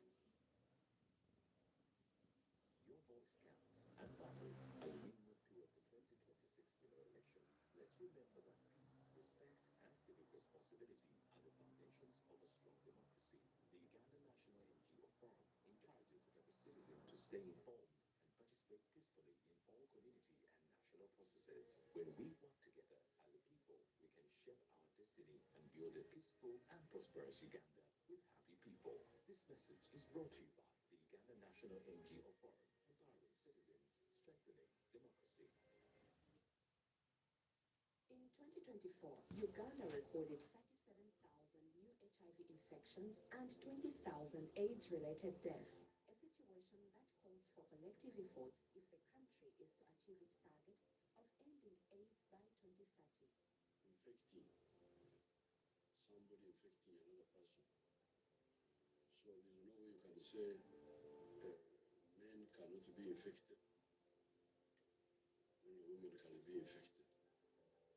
So from the simple fact that people can infect one another, there's no logic in saying that only women should test. It should be everybody. It's just logical. Together, we can end AIDS in Uganda. Every second counts. Let's act now. This message is brought to you by Uganda AIDS Commission, Office of the President.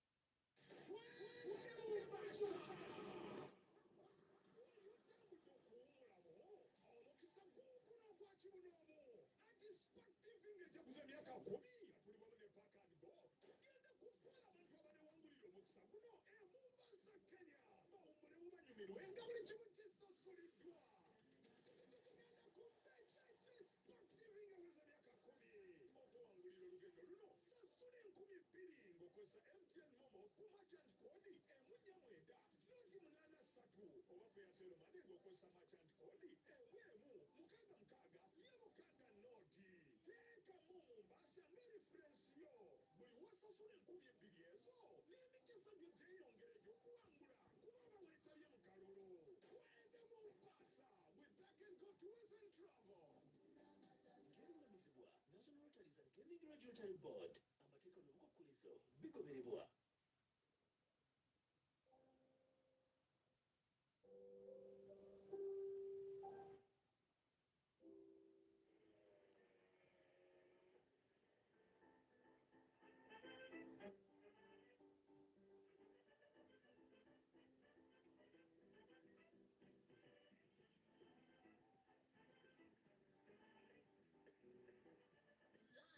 Is beautiful. Soft care pads.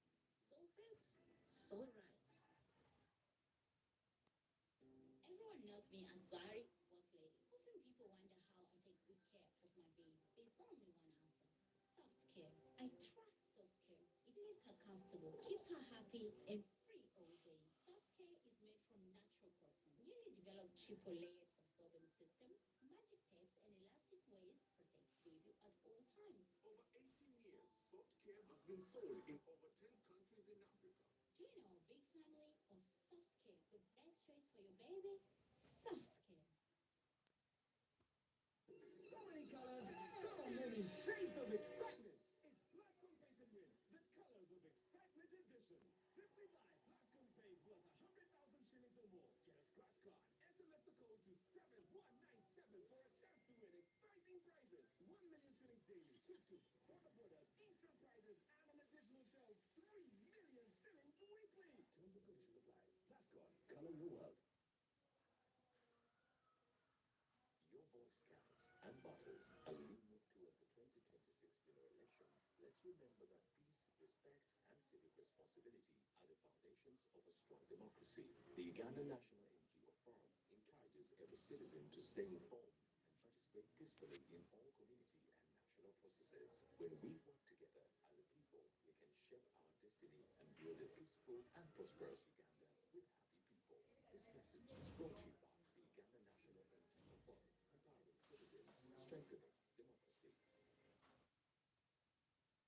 Today is a good day to draw a new day. So start something. Make your move and get moving. Do it for the brand. Turn on your lights. Tuscalite. Everyone knows me as Zari, boss lady. Often people wonder how I take good care of my baby. There's only one answer. Soft comfortable, keeps her happy and free all day. Soft Care is made from natural cotton, newly developed triple-layered absorbent system, magic tapes and elastic waist protects baby at all times. Over 18 years, Soft Care has been sold in over 10 countries in Africa. Join our big family of Soft Care, the best choice for your baby. Soft Care. So many colors, so many shades of excitement. It's Plascon Paint and Win, the colors of excitement edition. Simply buy Plascon Paint worth 100,000 shillings or more. Get a scratch card. SMS the code to 7197 for a chance to win exciting prizes. 1 million shillings daily, tuk-tuks, border instant prizes, and an additional shell, 3 million shillings weekly. Terms and conditions apply. Plascon, color your world.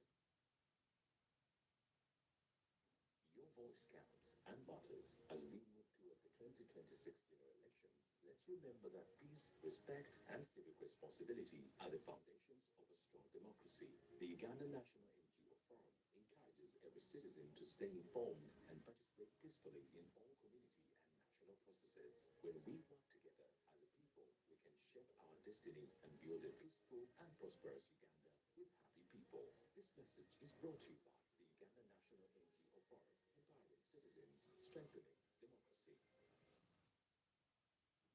Today is a good day to draw a new day. So start something.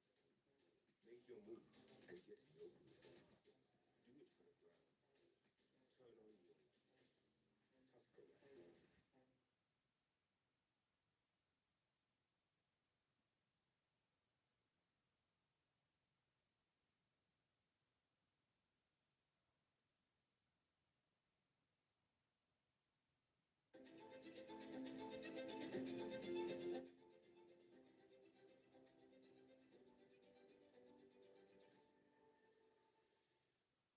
Elevate your experience at Protea Hotel by Marriott Kampala Skies. Wake up to breathtaking city views from our luxurious suites. Indulge in sumptuous buffets and world-class cuisine. Host seamless events in our spacious conference facilities. And toast to the skyline with signature cocktails. For unforgettable stay, visit Protea Hotel by Marriott Kampala Skies. New Tusker Premium Cider.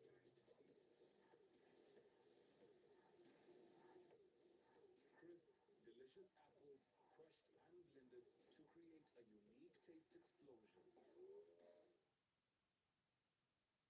Your voice counts and matters as we move toward the 2026 general elections. Let's remember that peace, respect, and civic responsibility are the foundations of a strong democracy. The Uganda National NGO Forum encourages every citizen to stay informed and participate peacefully in all community and national processes. When we work together as a people, we can shape our destiny and build a peaceful and prosperous Uganda with happy people. This message is brought to you by the Uganda National NGO Forum, empowering citizens, strengthening democracy.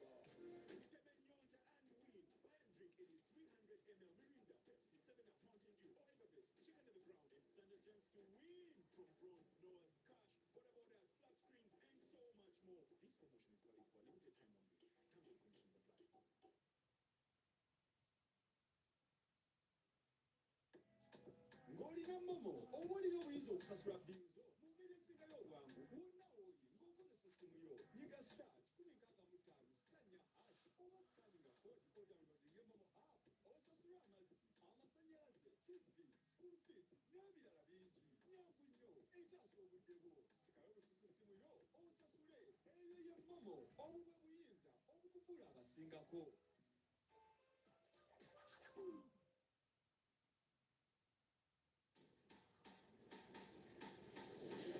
All the taste you want in a beer. Rich, silky, delicious Guinness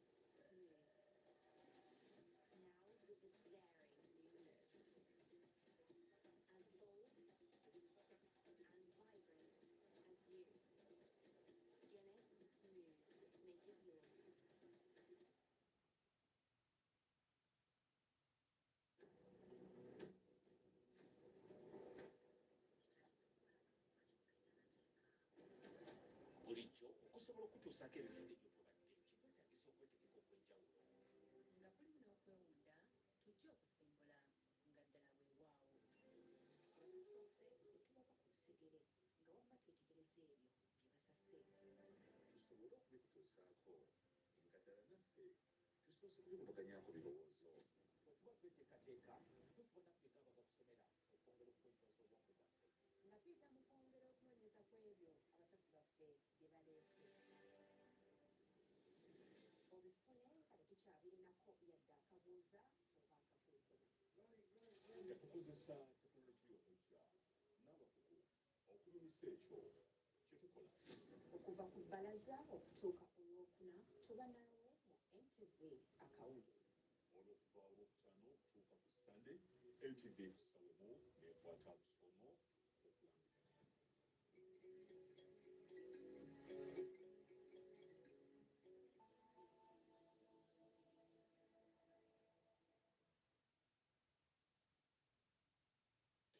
Nga Uganda eyogera nga amaloboozi g'ebyobufuzi gasanyukidde buli wamu, omulundi gwaffe gwa kuwuliriza n'okusengejja n'obwegendereza. Amazima gwe musingi ogutuwaniridde. Buli kyogerwa tukyekenneenya, buli muwendo tusooka kuguwewula okuggyayo amakulu gaagwo. Okusooka kw'ebyo ebyogerwa mu campaign tugenda kubatalanga ebitundu eby'enjawulo nga twekenneenya oba nga ddala enteekateeka za gavumenti zikyusa engeri abantu gye balondamu n'okutuukiriza ebyetaago by'ebitundu ebyo ng'atwolekera akalulu ka 2026. Buli katikiti ka nkizo, buli bibalibwa bya nsonga, awo weesigira omusasi waffe asukka waakoma. Ebifo ebiruumibwamu nga bigattwa, obululu nga bumaliddwa, tusigala nga tumeeza eyesigika okutuusaako ebyo ebitali mu kutereeza. Olwo tofuwa amawulire nga bwe gabadde obutuufu bwago.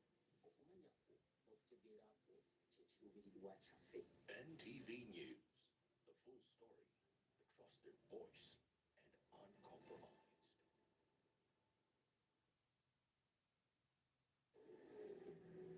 Welcome to NTV Travels, the ultimate travel destination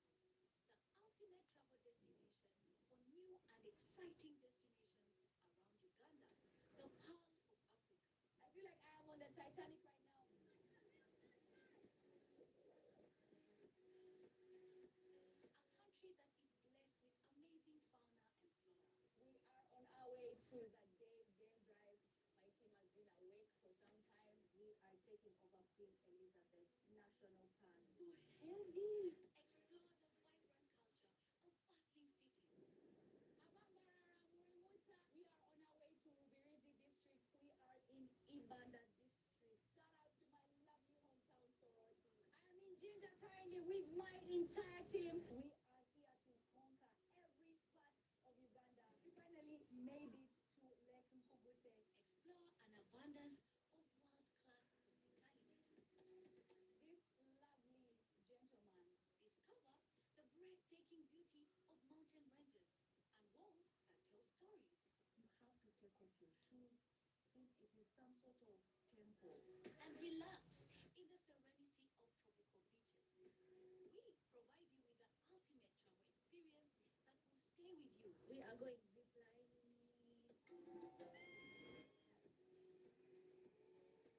You can only imagine. This is my first encounter with the Gato people. We are about to make some fire out of just sticks. Oh, no, no, no, no. So what are you waiting for? Pack your bags and join us on an odyssey of a lifetime. We are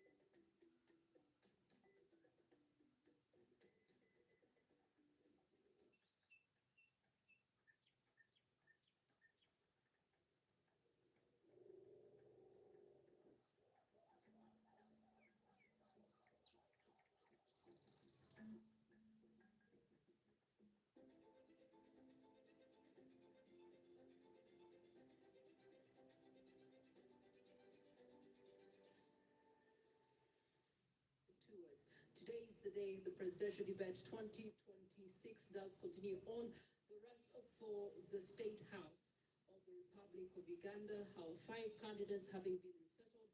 Now we move on to the next critical theme of the night: security, governance, and justice. Arnold? Thank you, Priscilla. Let's start with the candidate Bulira. I like that you brought in the UAE, arguably one of the safest countries in the world. Let's look at some statistics. The Uganda Bureau of Statistics, the data does show that 61% of Ugandans feel safe walking alone. Only 61%. This is from the Uganda Bureau of Statistics. With such data, what would you implement to make sure that Ugandans feel safe and ultimately attract foreign direct investment to the country? Thank you. Thank you so much. Security is so important. It is so important that it can bring down a country. Insecurity can bring down a country within just 1 week. Under our new federal arrangement, we are going to put emphasis on building a more professional army. Professionalism in the security and military forces will curb the useless arrests. Having a decent and presentable army plus police and intelligence, and at the end, the country will be moving forward with other democracies. As the Revolutionary People's Party, we are looking at having a police and intelligence services that don't persecute or torture citizens, but rather help in building the country and bringing about sanity and following the Constitution of the Republic of Uganda. We are looking at strengthening community policing and improving the welfare plus training of our police force. In fact, the RPP is going to change the name of Uganda Police Force to Uganda Police Services. Police, it is supposed to be a service, like in other countries. It is not to be, we are going to demilitarize the police force. The police force, make it a police service, just as it is in Zambia and other countries. Police is going to be a service, not a force. Mr. Museveni did it deliberately to call it a force and keep it, calling it a force so that it can be used to cause brutality to innocent Ugandans. So we are going to change the name Uganda Police Force to Uganda Police Services. Then, I'm sorry, I'm not using a lot of English. The English, too much English will come after swearing in. Right now, I know the people we are communicating with. The Wananchi, I want to speak and so that with the Wananchi, I'm going to well understand what I'm saying and what their country should be in the next 5 years. So I'm limiting the too much English. It won't help us. Right now, we want to remove Mr. Museveni, bring back sanity in Uganda. The rest will come. So the Revolutionary People's Party is looking at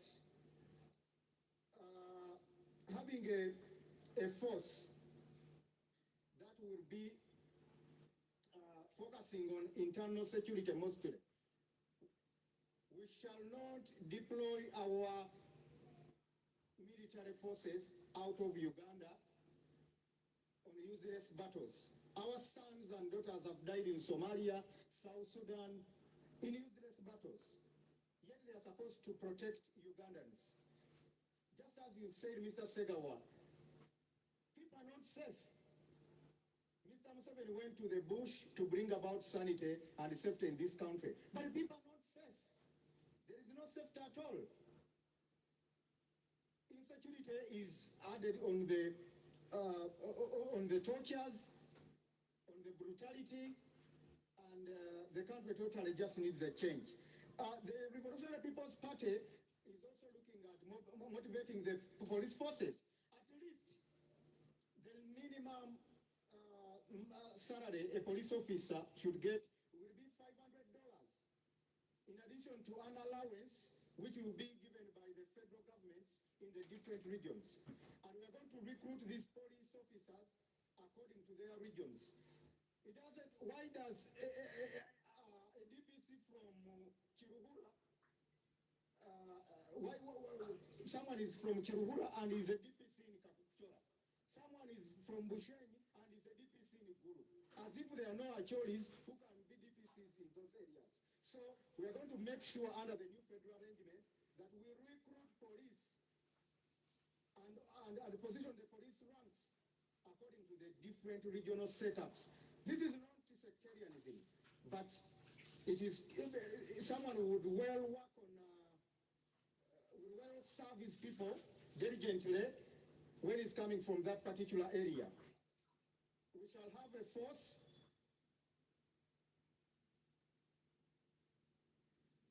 All right, thank you so much. As we do continue to look to peace and security, candidate Gregory Mugisha Muntu, you're one who has served with the forces, the Uganda People's Defense Forces. Currently, we see a distortion of order in security in our country. We do have, for example, the Uganda police right now that should be supporting the Electoral Commission in this election cycle. Not new to the eyes and ears of Ugandans. You have seen, and we have seen, deployment of the Uganda police forces as well as the UPDF. We have also seen incidences where the UPDF has captured some people, taken them to the basement, a duty and responsibility that falls primarily under law and order, which should be the mandate of the Uganda police. So we see a breakdown in the system and the dissemination of peace and security in our country.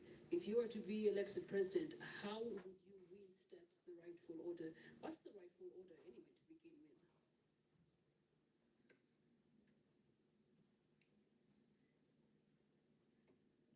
You cannot effectively deal with the security problem of the country unless you deal with the political question first. Because the army, the police, intelligence services are involved in unlawful activities because of the wrong orders they get, which are rooted in politics, because the top just wants to hang on to power. There are many officers and men in all those forces who love the country as much as we love it, who are well educated, who are well trained. So once there is a conducive political environment that is deliberately created, they can professionalize all those forces. That's one aspect of security, or the cause of insecurity. There's also another aspect that causes insecurity in this country. You can't have security unless you eliminate poverty. There are many places where we are going, through the villages. People are staying with animals in their homes. Because if the animals are outside the homestead or outside the house, they stay with animals inside the houses. If they stay out, because of the desperation of the people, they steal those animals. Now, when there's that nature of insecurity, even if you have 500,000 police officers on the beat, you are not going to control people who are desperate, who need something to eat. And therefore, the only way you can tackle that form of insecurity is to invest in the lifting of people from the levels of poverty where they are and ensure that they have got the means to cater for themselves and their families. Two, issues of justice. I hear those in the regime normally talk about peace, talk about stability. Peace is not the absence of conflict, it's the presence of justice. So justice and stability and security are more or less interrelated. Now, if you use the army, police services, and intelligence services in a state where there is no justice, yes, you can clamp down on people, but to know that you are creating conditions for an ultimate situation where there will be an explosion. Basically, be sitting on a time bomb. And we have seen countries which have effectively done that, clamp down on people because of the police and intelligence services maintaining control over the grievances of people. But normally it's an explosion.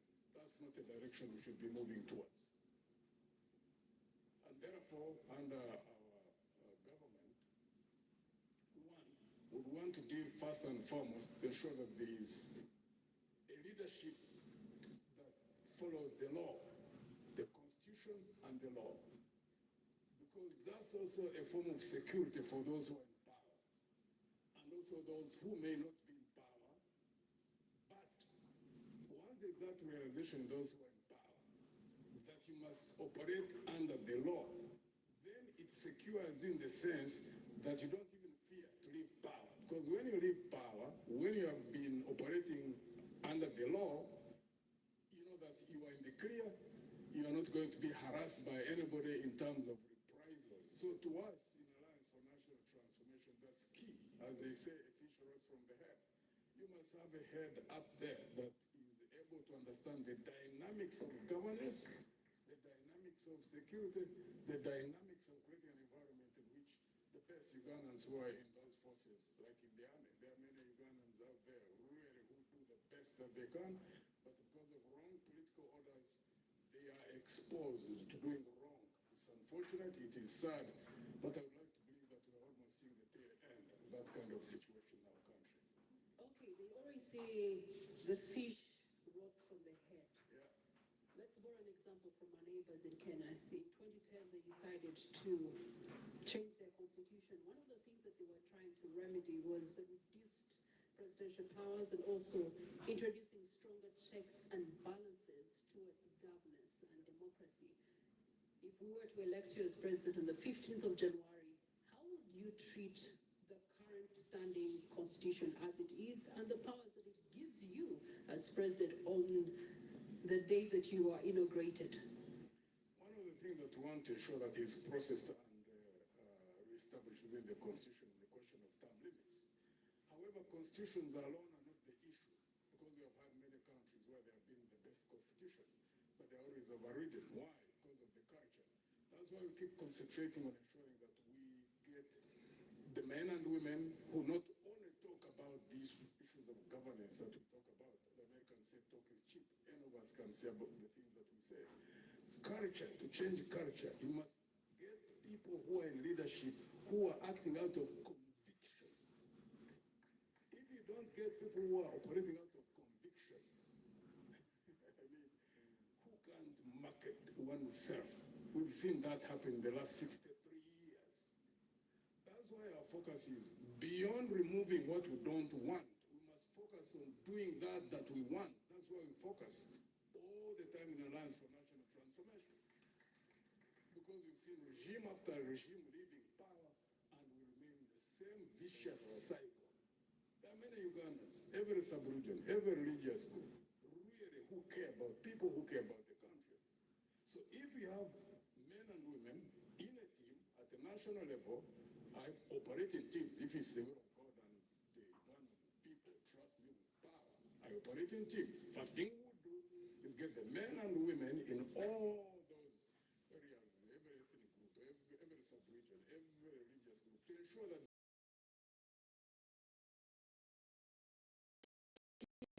Time is fast spent. Thank you so much. Candidate Chagulanyi, you've heard, I want to ask you a quick question, yes or no? Then I'll ask you my next question. You've heard retired General Muntu say he works in teams. If you were inaugurated on the day, would you be happy to work with anyone on that podium? Yes. Okay. My question is, given that 14 to 17 Ugandans still pay bribes, over 88% see corruption as a concern, tell me, what do you see yourself doing to change our corruption perception index where we sit at 35? I mean, it's terrible. Please ask the question again. So, right now, the statistics do show that 14% to 17% of Ugandans pay bribes, and 88% of those see corruption as a concern in the country. What would you do to improve Uganda's corruption perception index, which is terrible? Thank you very much. You see, before we find a solution, it's very important for us to analyze the problem. I think it all begins and ends with leadership, and Mildred mentioned it a few moments ago, that the fish rots right from the head. It all goes back to governance. It all goes back to the political will to fight freedom. As we stand right now, the Inspector General of Government, the IGG, Muliagonja, mentioned some time ago that the big fish in corruption are always pursued and they hide behind the president. We are in a country where the head of state is the chief priest of corruption. You have seen scandal after scandal, and all the culprits of corruption are protected by the head of state. You saw Anita Among, the current Speaker of Parliament, sanctioned internationally because of corruption, but being protected by the head of state. Just a few days ago, a person that the court actually said had a case to answer on corruption, a minister called Lugorovi, who was cleared. Meanwhile, on the same day, other people were being arrested. There was allegations around Parliament, allegations of corruption, and the leader of opposition, who happens to be in presence today, wrote to the IGG to investigate those cases, and the IGG went mute. You have seen scandal after scandal in Parliament, 40 million bribe, 50 million bribe, 100 million bribe, all in exchange for the passing of classified money to be used by General Museveni, etc., etc. We have demonstrated our stand on corruption with the little power that we have, and we indeed continue to commit to Ugandans that as president, I will lead by example. When the president fights corruption, when the president observes zero tolerance to corruption, it goes down to the ministers, goes down to the permanent secretaries, and all the way down to all government officials. Our commitment will be zero tolerance to corruption. We've demonstrated that, and we will ensure that anybody that puts their hand in public money, the hand will not come out there, but the neck will go there as well. Thank you. All right, thank you so much, Robert Chagulanyi. Nandala Mafabi, if you were to become president, how will you change what Mugisha Muntu referred to as the culture? So there's the command culture that we're seeing right now. There's the oversight of security forces. And in the most recent days, as has been pretty much the last 3 electoral cycles, we have seen infringement on rights and freedoms and a fair playground for all the 8 candidates in the race. Right now, you are 8. You've been able to see what has happened to Mwami neighbor, Robert Chagulanyi Sentamu there, as he was traversing areas of Mukono, Kayunga, the tear gas, and some people, as we speak, are not here with us today, simply because of that. If there were some people in your government that were not happy with how you were doing things, how would you deal with them? First, to begin with, security is a cost. Currently, the budget of the current government, security is 9.7 trillion. 9.7 trillion. Instead of creating jobs or investing money in what? Security. And purposely to protect an individual. If you went now on the street, the security you get there is not of a gun. You get an security of somebody wanting to find something to eat. And that's why we're saying, first and foremost, to deal with the security, look at 3 things. The poverty, the inequality, and injustice. If people have what to eat, they will not be in the street. There will be less cost in security to police them. If there are inequalities, people want to have equality. And its government, you should ensure there is quality. Even our constitution is very clear. A country must be developed equally, where those who are less developed are given a special consideration. And this also brings a problem. Injustice. You treat others differently, others will going to obey the law, it's very dangerous. So what will happen? A good government should follow the rule of the law. And the rule of the law means everybody is equal before the law. Currently, if you, let me go ahead a bit, then I come back to the security. Currently, we are getting political judgments. Political judgments. Not getting judgments following real justice. And the first place where people should be dealt with is the judiciary. Now, in Uganda, the head of state is the same as the head of government. And you know, government is the one which controls the executive, the legislature, and the judiciary. Now, is the head of state, is the head of government, he interferes in all this. And the first thing to deal with is to reduce the powers of the president. So that's the first thing to deal with. And another thing which we perhaps are looking at is to restore even term limits and the age limit. Now, what will happen now? If you are not agreeing with somebody, you have no purpose as head of state to be able to determine the case. There should be processes to determine. And the judiciary should be the one which works. The parliament should be the one which also works. And of course, the executive controls the police should be the one which works. I believe if police was a real police force, which is supposed to protect the citizens of Uganda, to maintain law and order, it wouldn't be the one fight the citizens. And that's what we're saying, the police should be a professional police. That applies to the army. The army should be the army which is a professional army, not an army which comes to terrorize citizens. Okay, allow me to interrupt. On that note, if you were to take over power, there's already a backlog in our prisons right now. 89% of citizens are aware of their right to seek justice, but only 17% are able to claim this justice and claim it in time, with only 15% knowing about the free legal aid in their sub-county levels. What are the top 3 justice sector reforms you would actually prioritize in order to deal with the backlog, especially for political prisoners, and disposal of targets, ensuring that there's fairness and justice is delivered in real time? Yeah, that's what we're talking about judiciary. You know, the judiciary does not function. If it is functioning, there are cases in those courts which are more than 20 years old, not decided.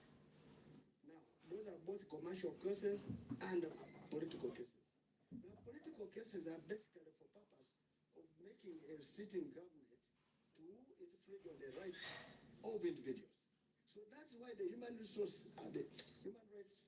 the Human Rights Commission, should be one of those enforcing this. The most important is to give capacity to Human Rights Commission, give it capacity, give it resources, and be able to investigate human rights abuses. Number 2, political prisoners, if you are in contestation of politics, it should also be decided in politics. There's no need to take your colleague in prison. If it is now like an election, allow him contest. Don't curtail anybody's rights. 3, access to justice. Of course, many people don't know their rights. And because even the access to justice sometimes is very expensive. Let me give an example. You go and get my mother deep in the village in the mountains, who will not know her rights. To go to court, you move maybe, say, 50 kilometers. What time will you reach court? You have mentioned the cost of justice. What strategies would you deploy to reduce the cost of justice? First of all, employ professional judges. You should not employ cadres. You should employ people who know their work. Number 2, you should ensure that people, there's public awareness. Where there is no one able to get justice, let's say getting a lawyer, the state should be able to provide remedies and make sure the person is represented. 3, there must be civic education. The civic education must be on radios every day, telling people that should you have this is what you should follow. This is where you should go. But here here already was only talking about elections and PDM, what is not useful for now. This is very important, and that is a deliberate effort. You must invest in it. And of course, there must be also audit of judgments.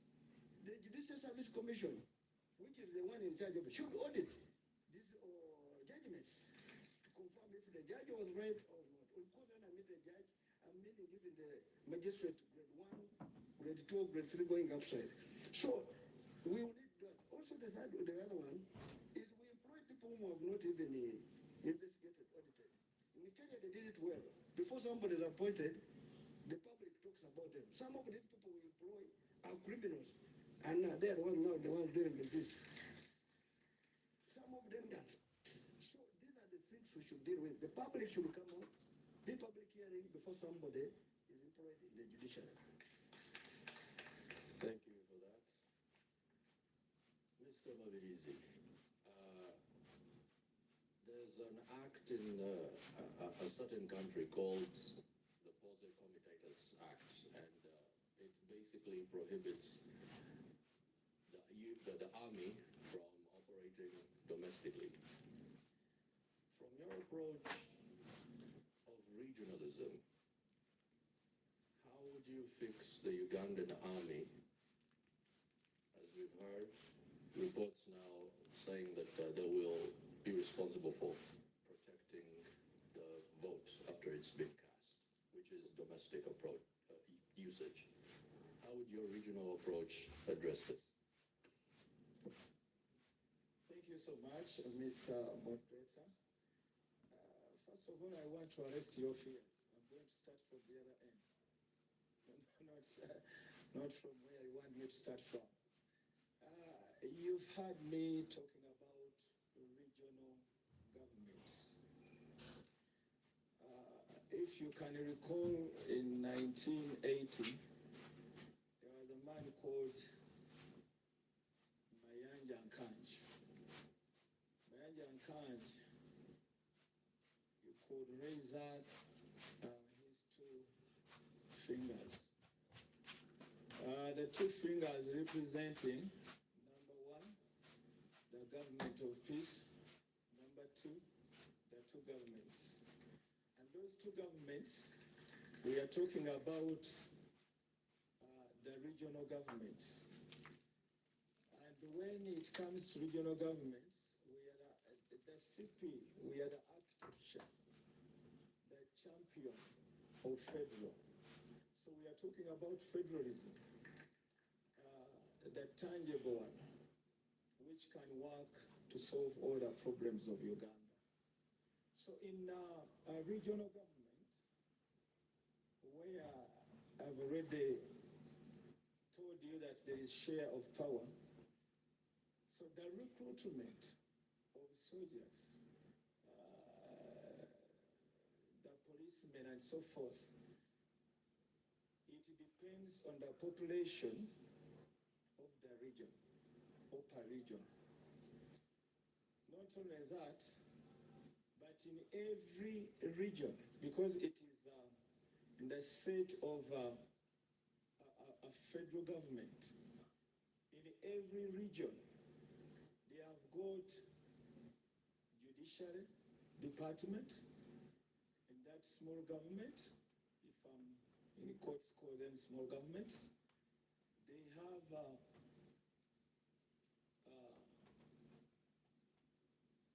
department which concerns with security.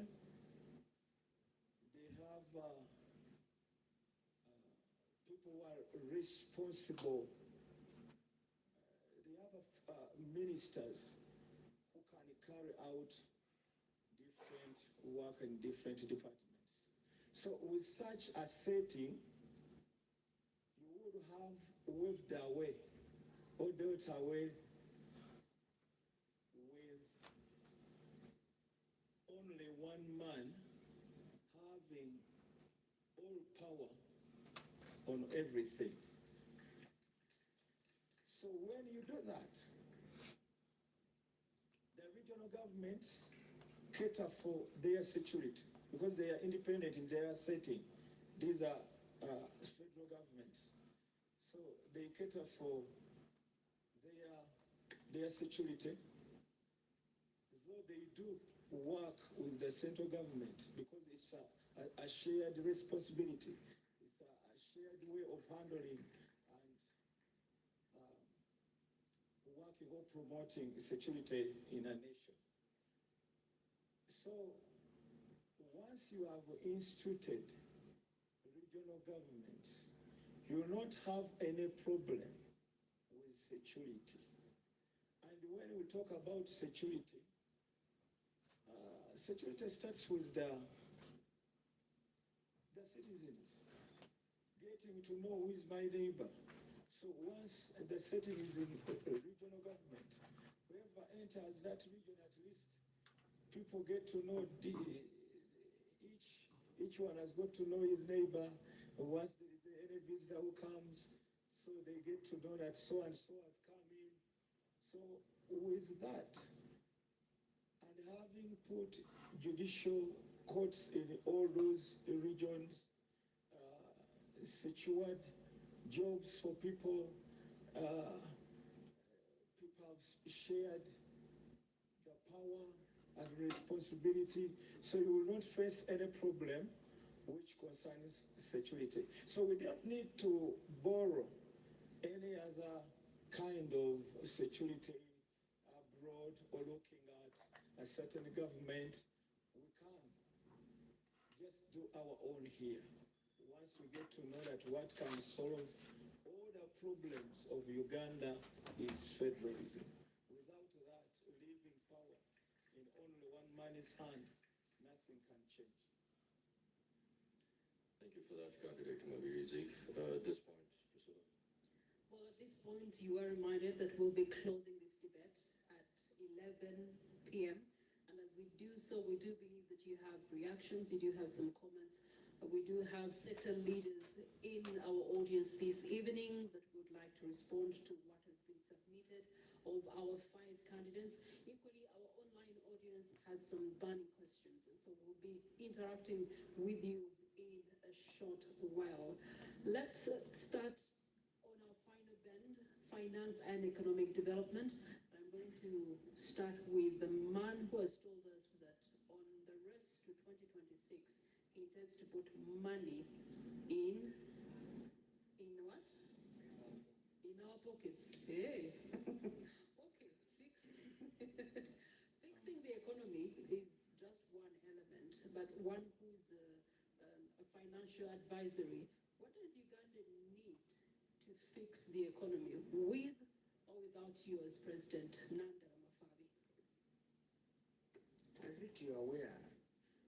Start from 1986.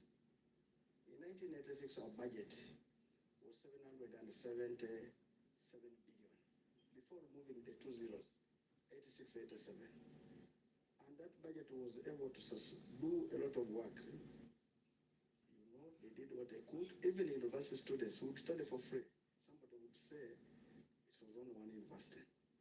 Currently, if you remove 2 zeros, you get 7.7 billion. Right now, our budget is 72.3 trillion. That means it has gone more than 10,000 times. But what have we got? So all along this time, what has happened is what? One, wastage. We are talking about corruption. Is one of our main problems in this country. Every year, they steal over 10 trillion shillings. Now, when they are stealing that money, first it increases the demand on taxes. So that's why people have to pay taxes to cater for theft. In our economy, we have money in houses. It is counted in circulation, but it is not houses. But let me focus on the one of this current one. Now, 72.3 trillion, yet we are estimating to collect 72.3 trillion, yet we're going to collect 37.2 trillion. It means already we have a deficit financing of 35.1 trillion. What does that mean? It means we're going to borrow. Now, that's what we go. They'll go to commercial banks. I'm sure they're going to also to go to money lenders like our local people are doing. But that already is a demand on cash in banks. Now, when the banks will be preferable to present money to government than the private sector. So if the private sector does not borrow money for investment so that it can be able to operate. Because if I want a bank, I want to borrow money to put up a maize mill, but because of the cost of the money, I will not go there. Eventually, that means that investment will not happen. Now, jobs will not be there because the current government will be the one going to the commercial bank to borrow. That's what we call it crowding credit, which is made for the private sector. Two, if people don't have jobs, there will be no power to consume. Because if I've got a job, I'll have money to buy goods and services. And when I buy goods and services, that's when I'll also be paying good taxes on consumption taxes. But since I don't have capacity, I'll be remaining a beggar. Speaking of taxes, I no longer consider Regina. I am constantly paying taxes. There's more taxes that are slapped on me ever so often. In short, what I'm trying to say is that the tax base remains the same. How do we expand the tax base? I think if you had listened to me, you would have got how you expand. Because I've said, if you have overcrowded, you have crowded the credit for the private sector, there's no investment. If there's no investment, there's no employment. Anybody who is employed pays taxes by either consuming goods and services, if it's not at the pay as you earn level, but at a certain level, you pay as you earn, which is a direct tax. Now, how do we do this? First, we must release credit so that the private sector is able to access credit at a lower interest rate, so that it's able to invest and get a return. Currently, the country Uganda we're living in, everybody now, if I'm not mistaken, every village you go now, there are money lenders who are lending our local people maybe 100,000, but are charging 50% for only 1 month. Already those are the ones depriving those people to remain in poverty on a daily basis. Now, how do we go about it? We must expand the tax base. We shall expand the tax base if the government reduces its appetite for money which they are wasting. Cut corruption. You see the first, 9.9 trillion. If this money you invested it in productive sector, like agriculture, it will generate more money because that will create jobs. And that's what we're saying, it must be invested in better places. Insecurity will go down quickly because the biggest insecurity is because of lack of jobs. Three, currently, 14 people are the one maintaining 86 people. Now that's very dangerous. A country which is full of beggars is very dangerous. And that's where we're saying we must cut it down and make sure that people can get it. And that's why in agriculture, we're talking about cooperatives. Everybody wants to grow. Thank you so much. You can find more details in the manifesto for the Forum for Democratic Change candidates. We're going to allow you to take a breather as we are getting reactions from the audience. We do have various sector leaders that are in our audience tonight. Amos Wekesa has joined us this evening, and he's been an ambassador of Uganda's tourism, so much so that he ended up setting up shop in a neighboring country simply because of the things that you, candidate Nanda and Mafabi, are talking about. Amos Wekesa.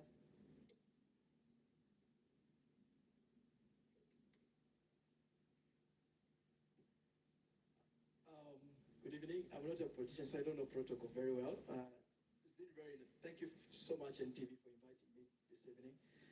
And thank you, presidential candidates, for very good insights that we've listened to this evening. Of course, I will be a little bit biased, but Mr. Honorable Monti did a fantastic job in dissecting tourism. I was actually shocked. Related it to everything else, to security, to the market. Yeah, if 4 million tourists arrive Uganda, each of them will eat 2 eggs a day, and they spend an average of 8 days in the country. You just do the mathematics. An omelette, they will be willing to pay $10 for an omelette. You know, you just grow the economy instantly. I also say, Honorable Chagulanyi, you had a very fantastic write-up in the manifesto about tourism. I was actually very impressed. I think my only concern is that it's not being sold well. I think we need to sell that dream. Yeah, it needs to be sold a little bit more. I also want to say that tourism, the reason why they say tourism is Uganda's lowest hanging fruit is because of the potential we have. The great weather, the mountains, the lakes, the rivers, the people, the culture. It's just so low. And the tourism this year earned the whole world about $10 trillion. But if you just remove the $10 trillion and put on the side and go just for sports tourism is one of the fastest growing sectors. And Ugandans are extremely very talented. It's just that a lot of them don't have the opportunity. This year, sports tourism earned $800 billion across the world. By 2032, it will be earning $2.2 trillion just by doing sports. Amos Wekesa, in the words of the incumbent, therefore, one of our biggest challenges as a country is that Uganda is not a brand. Every Ugandan must talk about this brand called Uganda. We're going to put the shelves out there. I would like to hear from the candidates what type of brand Uganda will be, because right now it's a brand which is partly majorly not known. If it's known, it's not known for the good things. What kind of positive brand can you guys put on the shelves in the world? all right. Thank you so much, Amos Wekesa. We also do have Yvonne Mpambala that is on the floor this evening, and she too has reactions. Yvonne?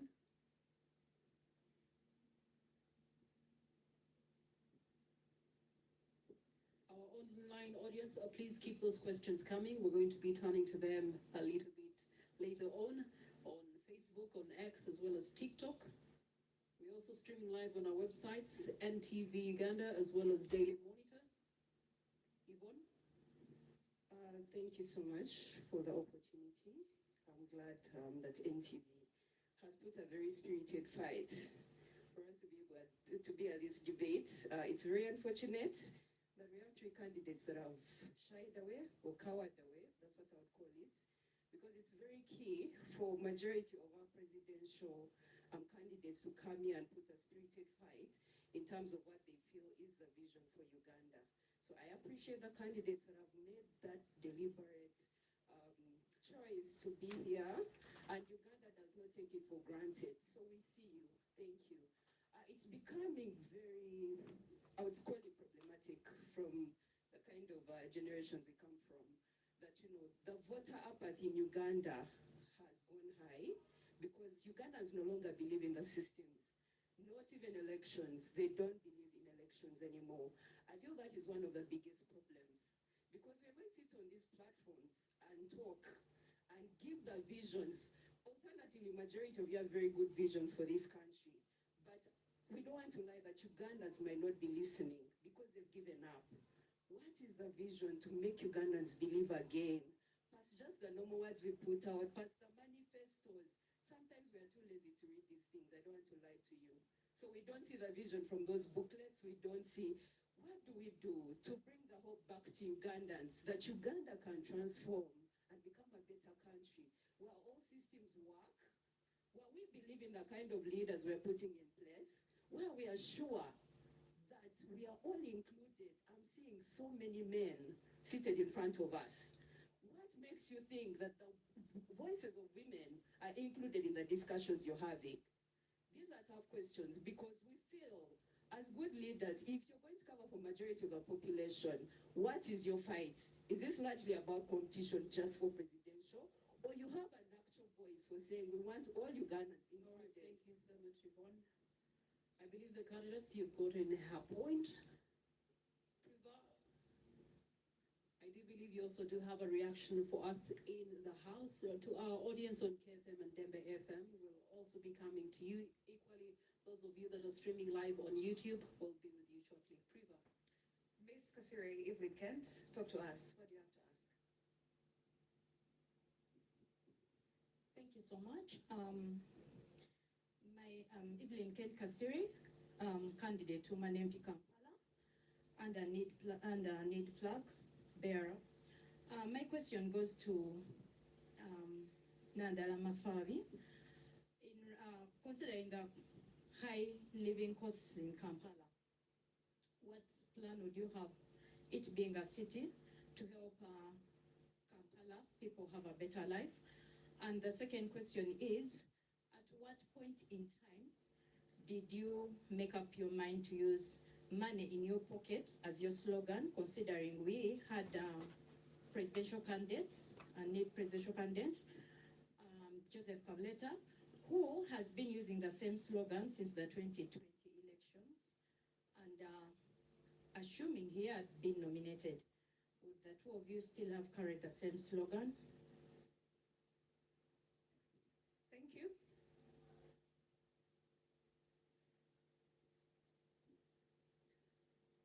There's another gentleman here. Please make your submission. Thank you. My name is Agaba Muzora, and I'm from ANT Party. I'm also a candidate for Member of Parliament for Kampala Central, representing ANT. My question goes to Honorable Robert Kyagulanyi, and it relates to the recent confrontations his camp has had with Uganda Police and other related security agencies. It's quite unfortunate because previously, especially people from the security sector have been telling us that Ugandans were telling them that elections are boring because there are no violent confrontations between political camps and the security people. But they were not pointing at which Ugandans were saying that. To me, I took it to be that it was from their mouth. And so, as we have progressed, we have seen that boredom go away. Your question being? But also, the question is, Mr. Kyagulanyi, when you are in Kawempe, there is a video attributed to you telling your supporters that in Uganda, kati muri bayekera, mutambule muddeyo wakanga bayekera, bwe mutuuka mukole ebikolwa ebyekiyekera. Which means in English that you had told your supporters that you are rebels. As you go home, behave like rebels. When you reach home, act as rebels. Are those statements truly yours? And if true, what actually did you mean? Because we got different interpretations. Thank you so much. Of those statements. You know, politicians speak a lot. So, gentlemen, this is my floor. I will have you continue that debate somewhere else. But your point has been duly received by the candidate that you're referring to. All right, Anwar Katamba, talk to me. Oluzungu ennaku zino lwafuna ebigambo bingi. Njagalayo abooluganda balina ebigambo ebitonotono kubanga obudde butambudde. Waliwo enabisa erinnya njagala nnyo ebyokumpaanawaana. Byonna bikole naye the man John Ken Ruchamuzi neyanza nnyo NTV kino kyemukoze kiringa nasenyiini kyeyakola mu Amerika. Nze Kivumbi Ernest Benjamin njagala okubuuza ekibuuzo bakandidenti baffe just buli omu ayogere yes or no. Eggwanga lyaffe teribaddeewo na transition yonna eri peaceful emyaka gyonna. Singa omu ku mmwe akwata obuyinza mugenda kusonyiwa President Museveni ne famire ye ku lw'obulungi bw'eggwanga oba mugenda kumusiba? Kale toyanza nnyo toyanze kanfuneyo ekiri mu mbeera ey'abannamawulire. All right, let's keep the questions short and sweet and straight to the point. Let's hear from you. Amannya nze Muwaddanku Nnyingi, ndi mubaka wa Parliament ow'Ekyaddondo. Njagala okubuuza candidate Mugisha Muntu, Amabirizi, candidate Nandala, ndondi yagambye okwogera mu Luganda. Candidate Bulira Frank. From the trend eri mu mawulire ne campaign bazibadde zitambula, kiraga nti abannayuganda abangi bajumbidde nnyo campaign rallies eza presidential candidate Kyagulanyi Ssentamu Robert. Submission zammwe namwe muwulikisenga abataagala Mwai Museveni. Kikyalimbudde okwegatta emabega wa candidate Kyagulanyi Ssentamu Robert. Musobola okwekomitinga kati mukirowoozaako nteekateeka zammwe ki bwe tuba nga twagala okweddiza obuyinza nga bannayuganda. Ndowooza njagala okuwulira tteeka yammwe ku kwegatta emabega wa candidate Kyagulanyi Ssentamu Robert alabise nga yasinze Katamba lindako. Anwar Katamba noonyeza omwami John Ken Muchamzi. Then Privan noonyeza omwami gwe bayita Johnson Mayamba. Those will be the two questions we'll take on the floor. Then we will allow our candidates to respond to each one of them. Thereafter, we'll go to our online audience and also give them a chance to interact with their candidate. Presidential debate, RAS 2 2026 elections. Thank you very much. My name is John Ken Muchamzi, the man. First of all, I would like to thank the NTV establishment for this wonderful organization of a debate of this magnitude. I'm making a comment from an intellectual viewpoint with reference to two presidential candidates, namely Owekitiibwa Mabirizi and Owekitiibwa Bulira. You have made a significant point with reference to your comments on federalism. One of the reasons why Uganda should go in for federal system of government is related to the gross mismanagement of Uganda today. Government is in shambles. If we don't pray very hard, even a military takeover could come in. So when the regions share powers. Honorable, ekibuuzo kye kiriwa? Yeah, no, I'm making a comment. No, oh, you're making a comment? Yes. Okay. When the regions share security powers with the center, and well knowing that Article 1 of the Constitution says power belongs to the people. The people, by sharing that power on security, will reduce the gross expenditure we are giving to President Museveni and his family. A lot of money we are paying all is directed to security. Will insecurity not end? Shall we keep on being... Thank you so much, Honorable. That's a question, that is a comment for all of us. The regions need that power because under the federal system of government, power checks power. Power from the region checks the state house, for example. But the district has no capacity to check the state house on corruption. I hope you understand. Thank you so much. From Johnson. Thank you so much. My name is Johnson Mayamba.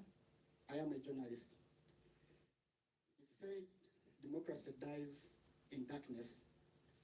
We have covered this presidential campaign. We are covering the trail. We are covering the debate. And on a daily, a journalist is hurt. In all your manifestos, we've not heard ourselves in them. What are your plans for the fourth estate? Thank you. All right. Many questions, 5 of you. I will start with Gregory Mugisha Muntu. Responses to the House. To all the questions? Yes, please, to the ones that were directed to you and you feel you owe them an answer. Okay. Thank you. I think one which was specific was from Honorable Mkunyenji Muwada. Because he was asking whether we are ready to go behind Honorable Robert Chaguranyi. Well, we are always open to discussions as Alliance for National Transformation, but we've also had experiences in the politics of this country. It depends on the basis on which one will make the conclusions that the country has made a decision. Because I've been in a party called the Forum for Democratic Change, and I know that in 2011, 2016, we generated crowds that I have not yet seen in this country. Unfortunately, we didn't take power. So I always know, and I've always spoken out, it's not something that I hide, that winning is one thing, taking power is another. You have to have two different strategies for both. So if we are to sit and agree on the strategies for both, rearrangements could be made. I have no problem with that. Thank you.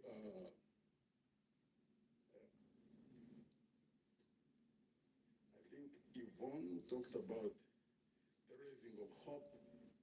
I think all Ugandans really want to see a better future, need to invest in the raising of hope. And there are many Ugandans, men and women, who have got spheres of influence through which they can raise that hope in the people who are around them. We can't stop speaking. We are in a dark period, there's no doubt about that. But in every dark cloud, as is said, there's always a silver lining. So every Ugandan who recognizes that anything that loses hope starts dying must participate in that. You can't just leave it on the candidates. We must keep on resustaining the hope within our people, because if there is absolute loss of hope, like I noticed when you go up country, then the future will really be very, very bleak. Do everything humanly possible to talk to people, to tell them that things always change. There is always a turning point. Even us, we will get that turning point, but we all must focus to a future that is better than what we're experiencing and work, invest into it. There's no way a better future is going to fall like rain, which unfortunately seems to be what most people hope or expect that is going to happen, that you leave it to just 8 people roving all over the country. No, 7, not 8. And 7 is already, a different category. Is the one who want to throw out of power. So the 7 of us, you can't say we are the one, we can't be the ones who raise hope. There are many more Ugandans who can discuss these issues on the dining table, in the taxis, in the borders, wherever they are. Because hope is what sustains us as a people. The moment you lose hope, you start dying. Wekesa, Amos, thank you for recognizing our understanding of what the potential for tourism is. Because I can't even understand why anybody who seriously looks at growing an economy cannot look at tourism as one of the focal areas for investment. Uganda will not even tapped beyond 30% of the potential that we do have. If we had time, we would go into details in regard to that. And well, the colleague from WNT, it's unfortunate that you asked that question. You know how this regime manipulates information, manipulates people. So we stand with Honorable Chagulanyi in all the things he's doing. It's unfortunate that the security services are really focused on breaking the crowd which they do have, which they used to do to our candidate in FDC when we were there. They have a way of trying to do things in such a way that they cause clashes within the opposition forces. We will not allow that, even when we are separate, even when we are running different campaigns. We will stand together against the tyranny of the regime.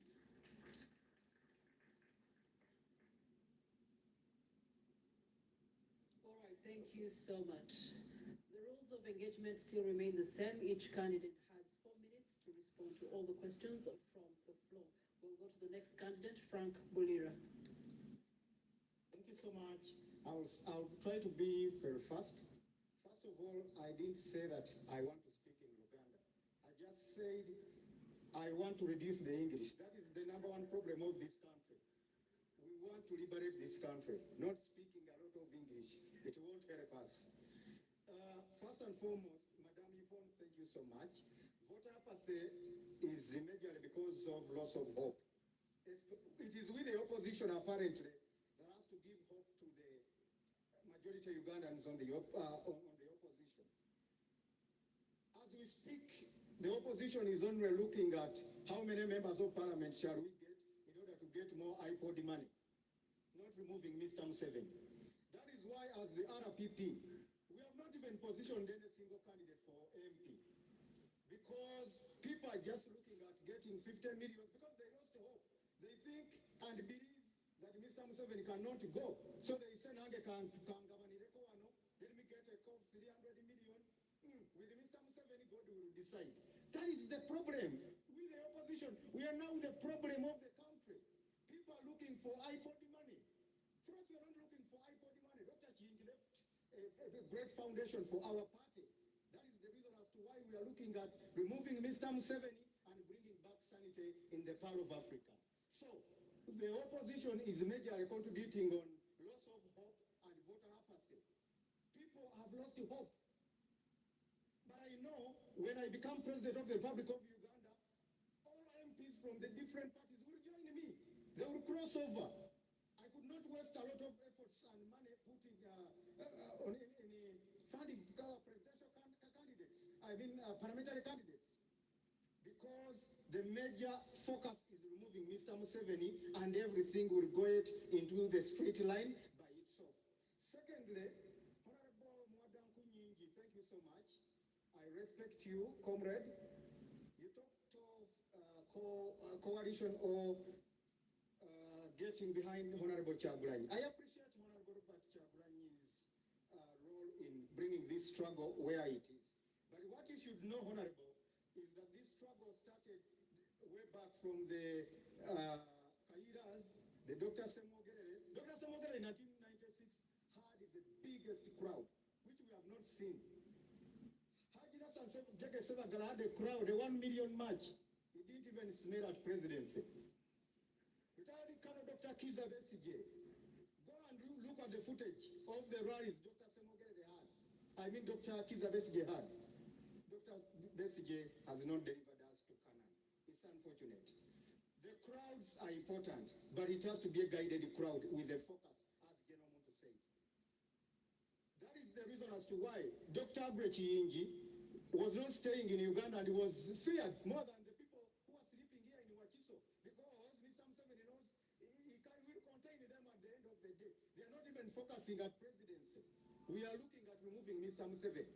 In fact, I would be the person Honorable Kyagulanyi would rather behind. I don't want Ugandans to be disappointed again, and at the end, they tell you, I'm the solution to this country. Don't expect me to tell you, we have all the plans from A to Z. I inherited Dr. Abre Kiyingi politically. I have all the contacts and the networks. That is the reason as to why my campaign has started late. Many people have been asking why I have not been campaigning. It's not deliberate. My accounts were frozen. All our funders were intimidated.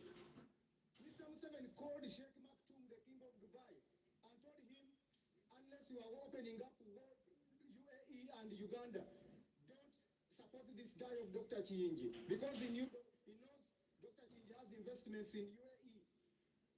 President Hakainde Hichilema of Zambia was intimidated. My container of t-shirts from China was confiscated. Candidate Frank Mulira, the good news they is should that all come behind me. I'm the only person to redeem this country. Thank you very much. And the good news is that you're seated next to the man himself, Robert Kyagulanyi Sentamu. What saith you to the responses that have been presented on the floor this evening? My response would be Naimulira.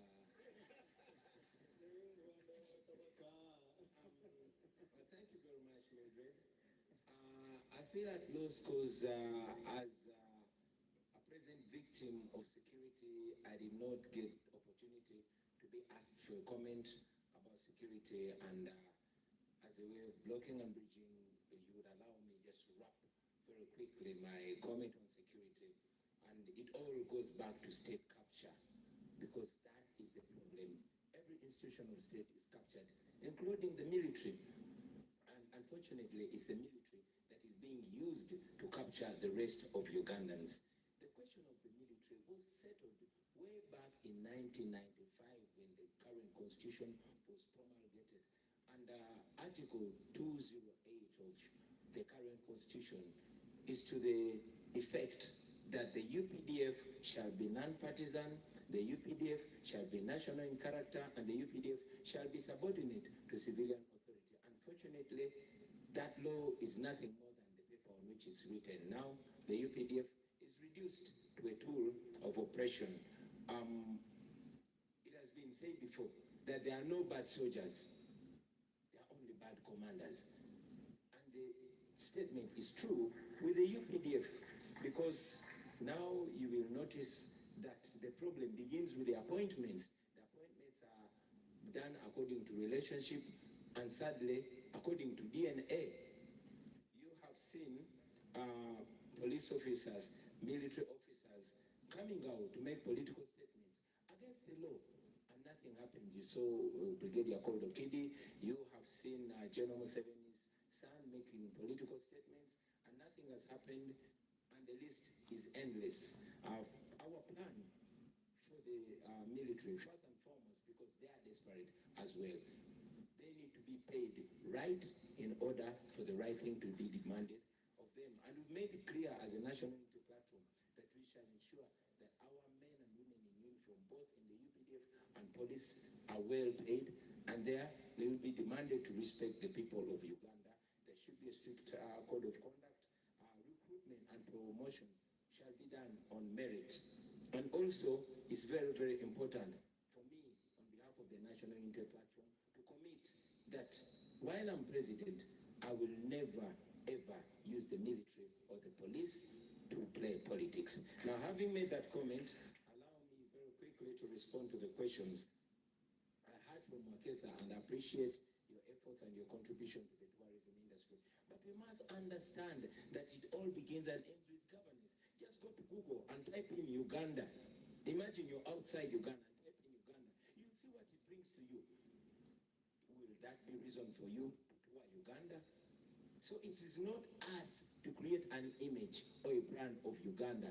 The brand of Uganda is being messed by those that are in power, and it is upon us to remove them from power so that we can present a good brand. Uganda is one of the most beautiful countries in the world, and our tourism potential is robust, but it is being messed by those that are in power, because what matters to them is not what the country gets. The main occupation of the state in Uganda is regime survival, not serving the country, not developing the country, not developing any sector. My brother from ANT mentioned that I said, yes, I said that. I've said it many times. I'm saying it right now. I'm a rebel, but I'm a legitimate rebel. You've seen the president of the Uganda Law Society calling himself a legal rebel. I'm a legitimate rebel. I'm just like the Museveni of the 1980s, only that we are non-violent. That's the difference. Okay, we are within the law, we are non-violent, but we are rebels, we operate like rebels. Allow me to just stick to what you were talking about. Yes, please. There's a question here from Mr. Chigongo, and he's asking, what are your plans towards bolstering multilateralism as well as bilateral relations? Present yourselves as Ugandans. Let us present Uganda on the same moral standard with our country, with other countries. We want to relate with Kenya. Kenya has a semblance of democracy. We want to relate with democracies, but we are bringing dictatorship to them. Let us level up. Let us have the moral standard. Let us be on the same moral standard with other countries, and we are going to be respected. Now we are not respected, we are only feared. Okay, thank you very much. You did not allow me to...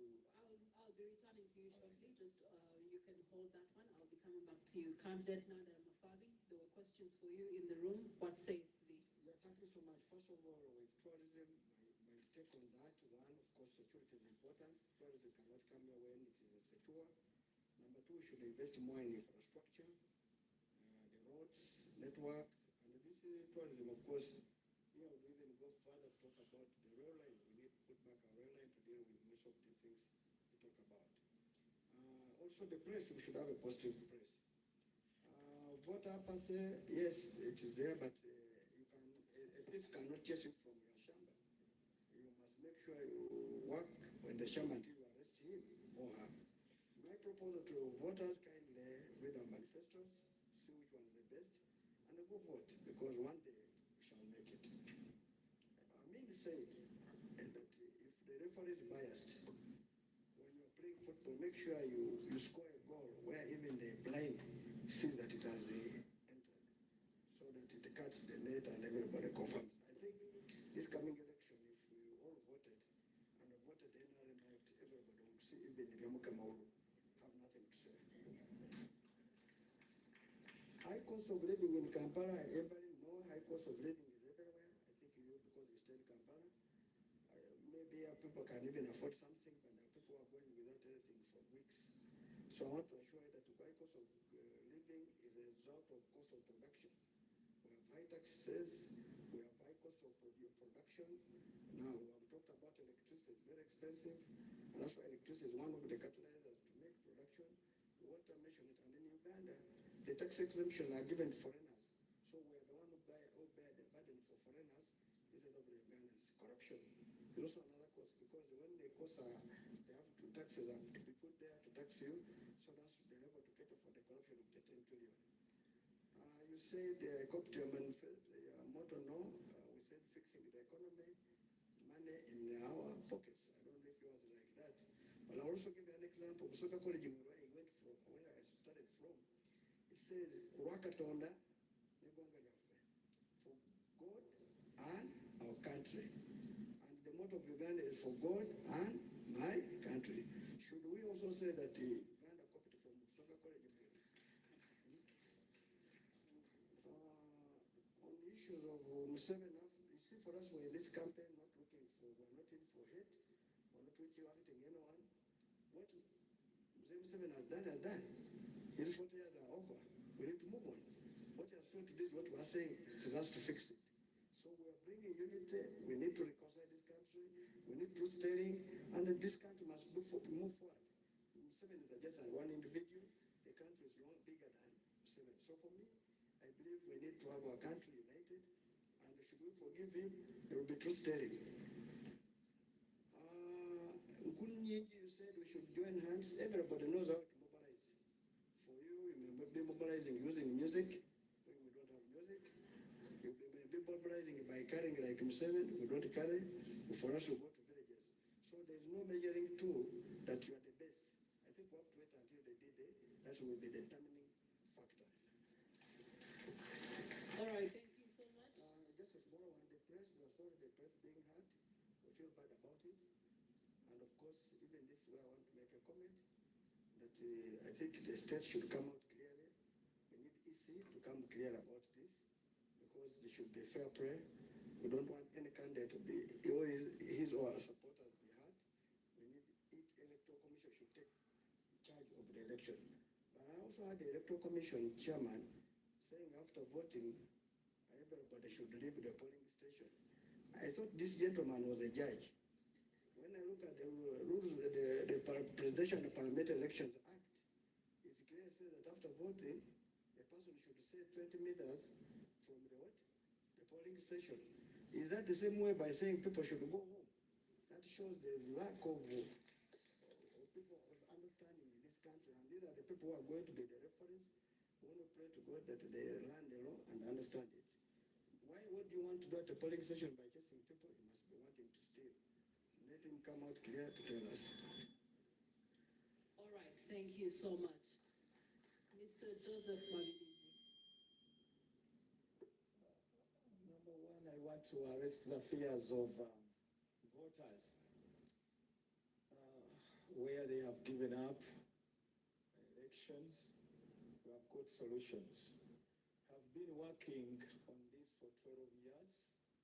We know very well that there is vote rigging and so forth. So number one thing that we've done is educating Ugandans about the army we have and their rights, the constitutional rights. When you add the policemen and the soldiers, we have 106,000 soldiermen or gunmen. And the recent census which was carried out, we are over 45 million, and they did not come to my home. So we have already mobilized people who are more than 3 million. If Justice Byabakama decides to announce any other person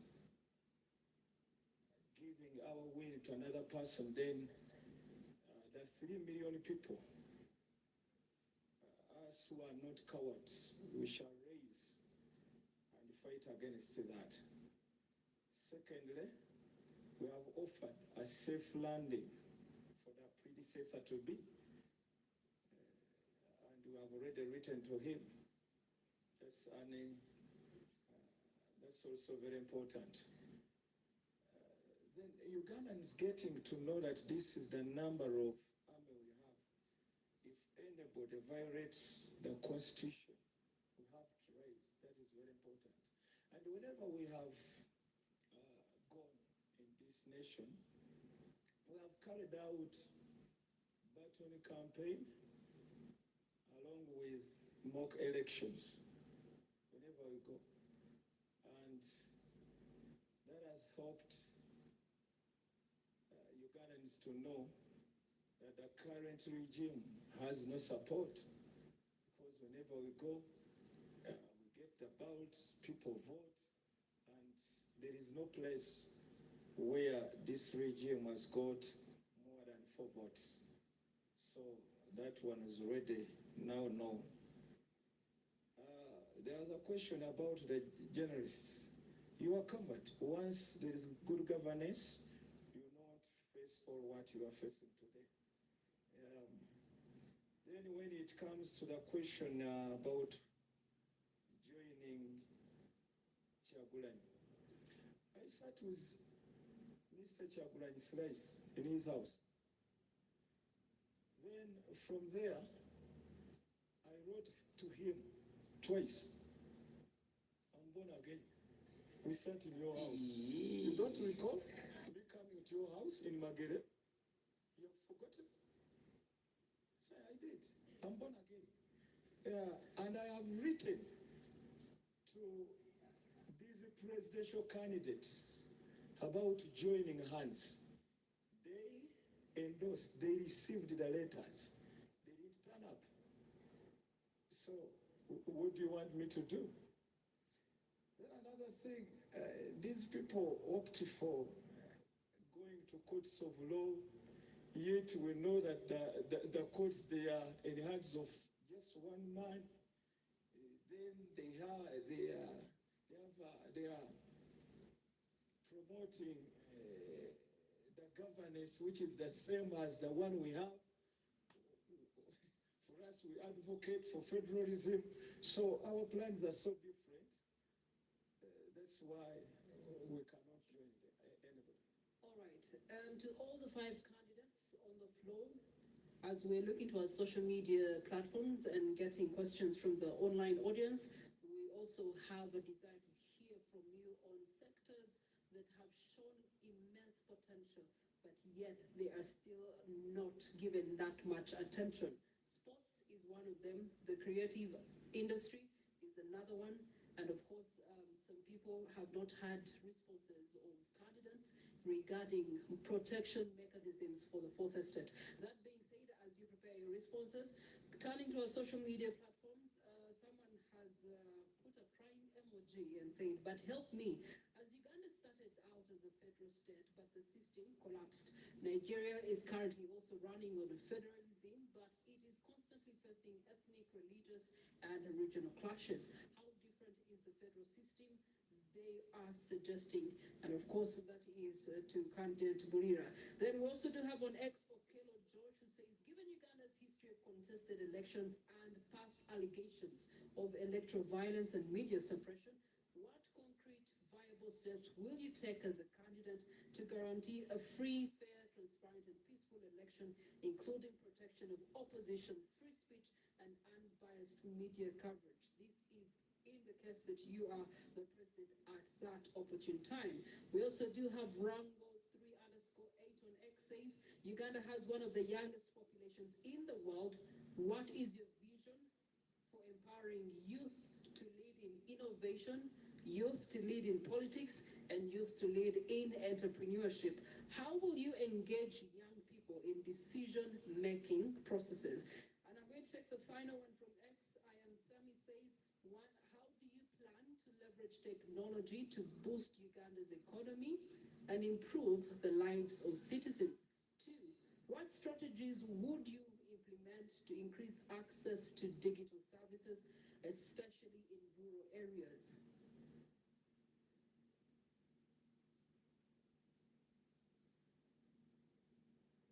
Giving you a minute to digest those.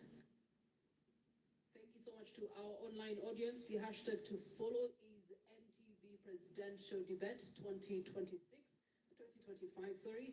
And as we do so, we are also streaming live on Facebook, on X, YouTube, as well as our website, that is NTV Uganda and Daily Monitor. Our audience on KFM and Debe FM, thank you so much for being with us. I believe our candidates are now ready. I'll start with candidate Bugisha.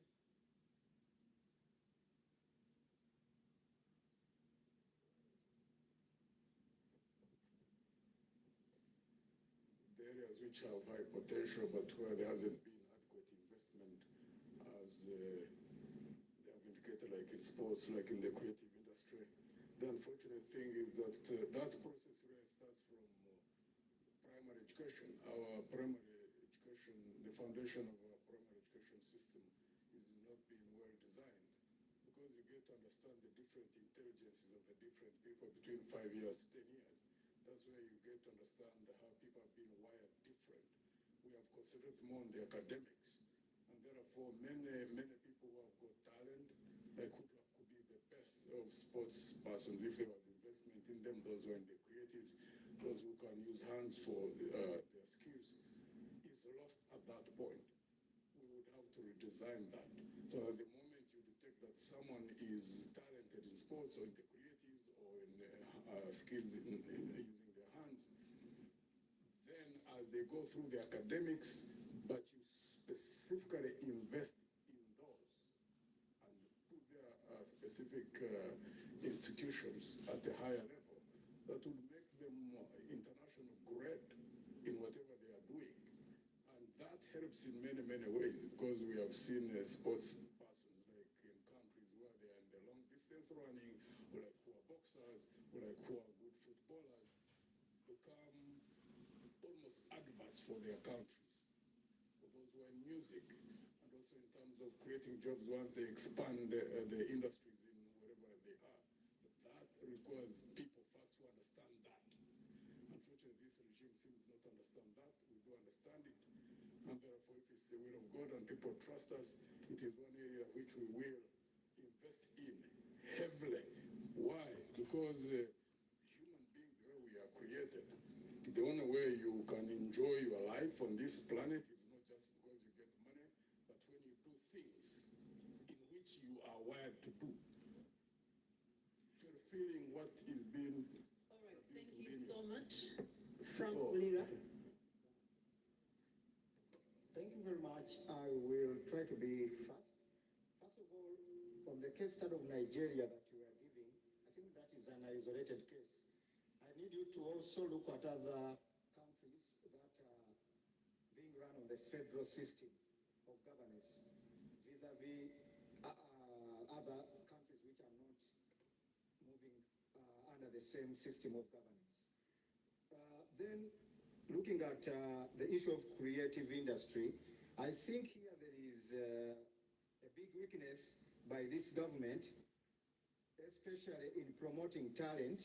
I don't know whether they are just selfish or I don't know. It's like these people were just imported and they are in a wrong country, governing a wrong country.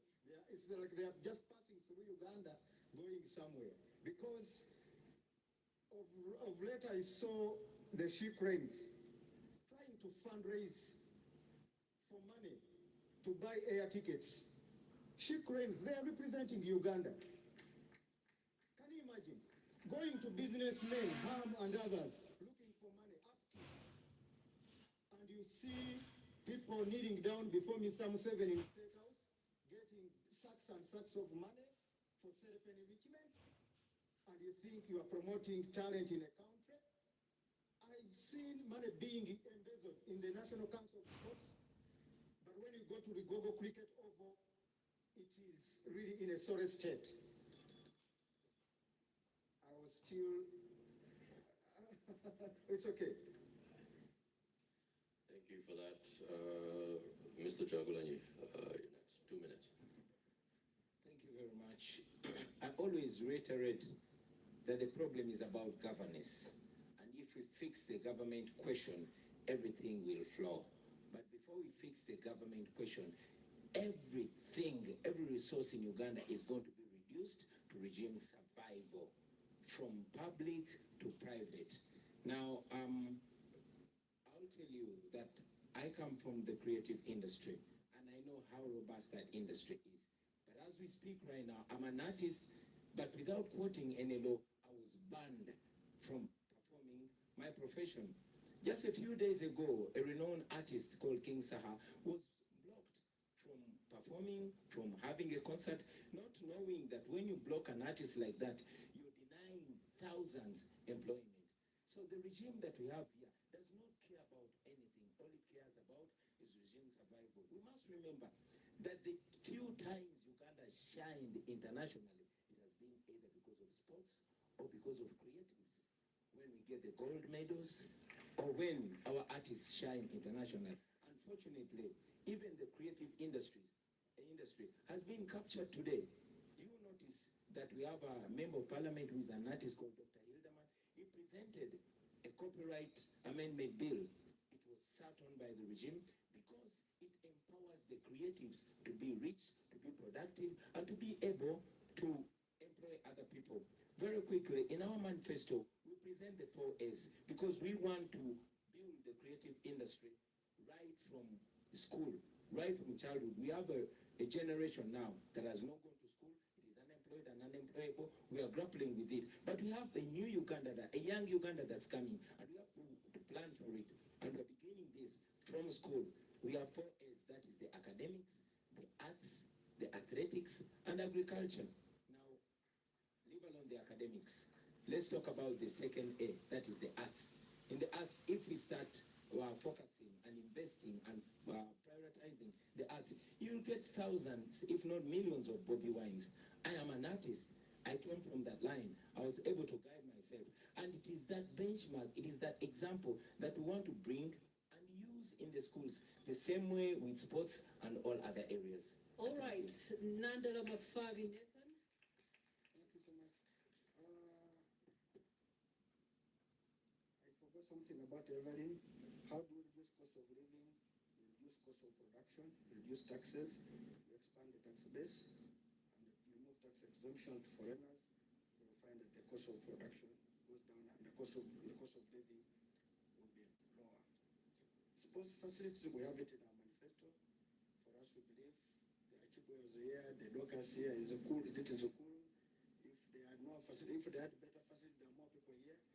That's why we're saying we need to put stadiums in every sub-region, and we are saying that at every sub-county there must be a real same facility to deal with sports. I'm not good at it, but we need to promote people's talents. If they're artists, they should be able to be promoted. I agree this should be taught from primary going upward, like sports also they should start from primary. Youth, we have a plan of youth. For us, we're talking about enterprises. If you read our manifesto, it's very clear how we plan. We're saying every graduate, when he's leaving at the gate, will be handed 1 million shilling to start life. And when he doesn't have any job within 6 months, there will be enterprises to be set up, which the youth will manage, and they will be able to create jobs for others. They are very clear, and we're looking more in agriculture, in the ICT, because now this is the current one. Because if we talk about technology, digital platforms are there most important. Unfortunately, the internet is too expensive. I'm sure it might be the most expensive in the world. But most countries, the internet now is so, even on the streets, the internet is free, where they should access. Currently, for example, most multinationals are using the youth, giving them jobs. Let me give an example. Like you get a multinational, say, auditing, preparing my accounts. You get a youth in India, are the one preparing, and they are using dictators and are being paid, are being employed. And for me, ICT is one of the most important things to also create jobs. On violence during elections. All right, you can keep the rest for closing remarks. Each candidate will be given 5 minutes to close this debate and to say one last word to the voter, the constituency, 45.9 million Ugandans. Let's have a response from Mr. Joseph Mabinizi. Let me talk about youth empowerment. It starts with education.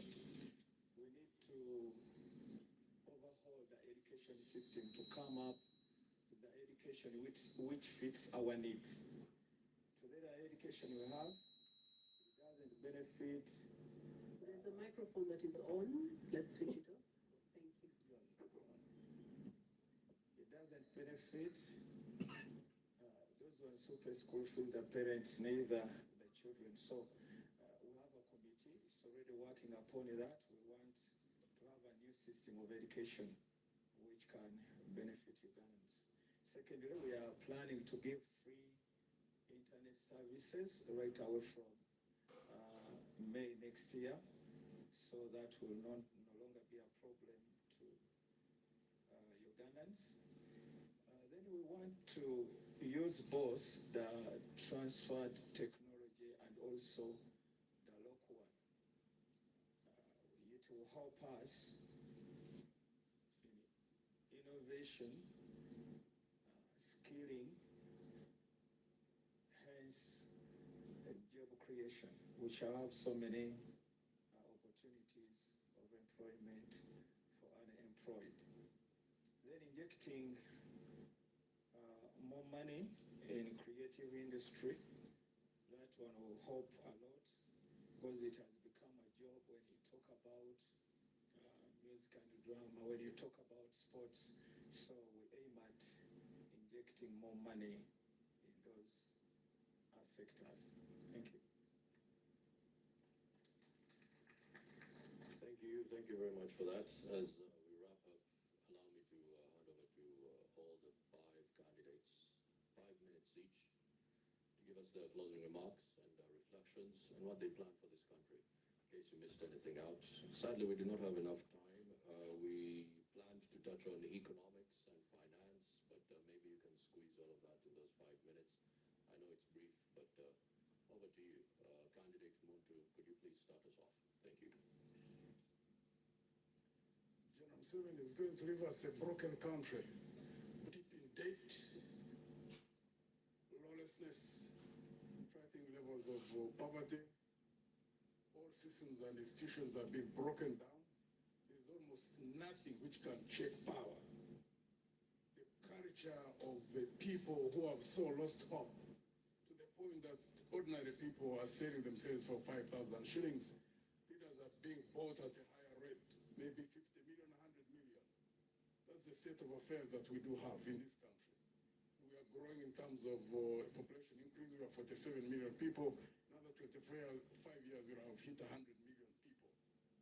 We are going to face a larger crisis if there's no change of leadership. Also, too, the nature of change. Because we have had 63 years of leaders who go in there and they all almost do the same thing, continue moving the same direction. So there must be something up there which most people may not understand. There's absolutely no reason why 9 presidents can all go in giving promises and within a few years they all get drunk with power. What I promise the Ugandan people is 1, integrity, resoluteness in standing by what I've believed in since I was 23 years old. I am a man of his word. What I tell you today is what I tell you tomorrow. I am resilient. I've been tested. Not just by money, which was unchecked. There were no systems in the army. When I commanded the army, I established the systems of managing national resources. I believe in equality before the law. I believe in justice. I believe in equal opportunities. Everywhere where I've been, I have ensured that I practice what I talk about. Therefore, consistency is very, very important. And more so, I project myself based on my track record. So, if it's the will of God and the people of Uganda trust me as I ask them to, it's not that I'm going to be tested. I've already been tested. Money, power, and high office has been the Waterloo for many, many leaders. Talk is cheap, Americans say. Where we are at, a broken down country, where it requires rebuilding of systems, reestablishment of functioning institutions, requires someone who has the work in teams. I am good at managing teams, at selection and managing teams. Understand the challenges we do have as a country. The future, if it's going to be different in terms of culture, in terms of direction, is not going to be easy sailing. It requires a resoluteness and determination, for example, to fight corruption. Is not an easy job because there are going to be counter forces that are going to fight, domestic as well as foreign. It requires management of national security services, the army, police, and internal security services, which require sophisticated management. In the manner where we are now, we are in a very, very precarious situation. Let me give just one example. The nature, the frightening situation that we are in. There is a constitution. Everybody knows that if the president was going to a coma, the vice president would take over. I have asked in 8 districts where I have been, that experience. I tell them, who of you believe that if General Museveni was sliding into a coma, that Honorable, the vice president, You need the name? Jessica Lupo? Jessica Alupo. She's a colleague, she was in the army. So, Honorable Jessica Alupo. That would take over. And people look at me as if I've just fallen from space. I have not seen anywhere where they raise their arm. And I've been asking publicly, because I'm not able to access those who are in security services, but for them take a cue to look that as a red flag. If something is in the constitution, and every Ghana knows that we are going towards a transition, one way or the other. And you have a situation where people don't even believe in what is in that constitution. To those who are in security services, those who are in government, need to know that there is a problem in this country, and it needs to be handled. Because we are 47 million people. General Museveni is one individual. The security of the country cannot be tagged on one human being. I keep asking people, because there are those who say if General Museveni goes, that the country can easily go down. Ask them, if God recalled him tonight, would he go with the country? Of course, they say no, he won't go with the country. Therefore, we need to deal with the country. What needs to be done? That requires experience, ladies and gentlemen. That's why I ask for trust from the Ugandan people. And I always keep telling them, whatever we will sow is what we will reap. Thank you. Thank you very much, Candidate Muntu.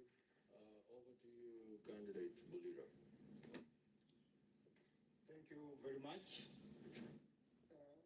Dear Ugandans, as we close up this debate, it is a memorable debate that it may be the last time you're seeing me here as an ordinary Ugandan.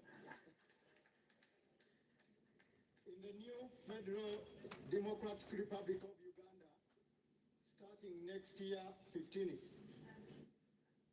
just be rest assured all will be in peace. I'm just going to highlight on what we plan as the RPP. I'm staying focused. What we are planning for a new Uganda. We want a new Uganda under the federal system, period. The rest will be sorted.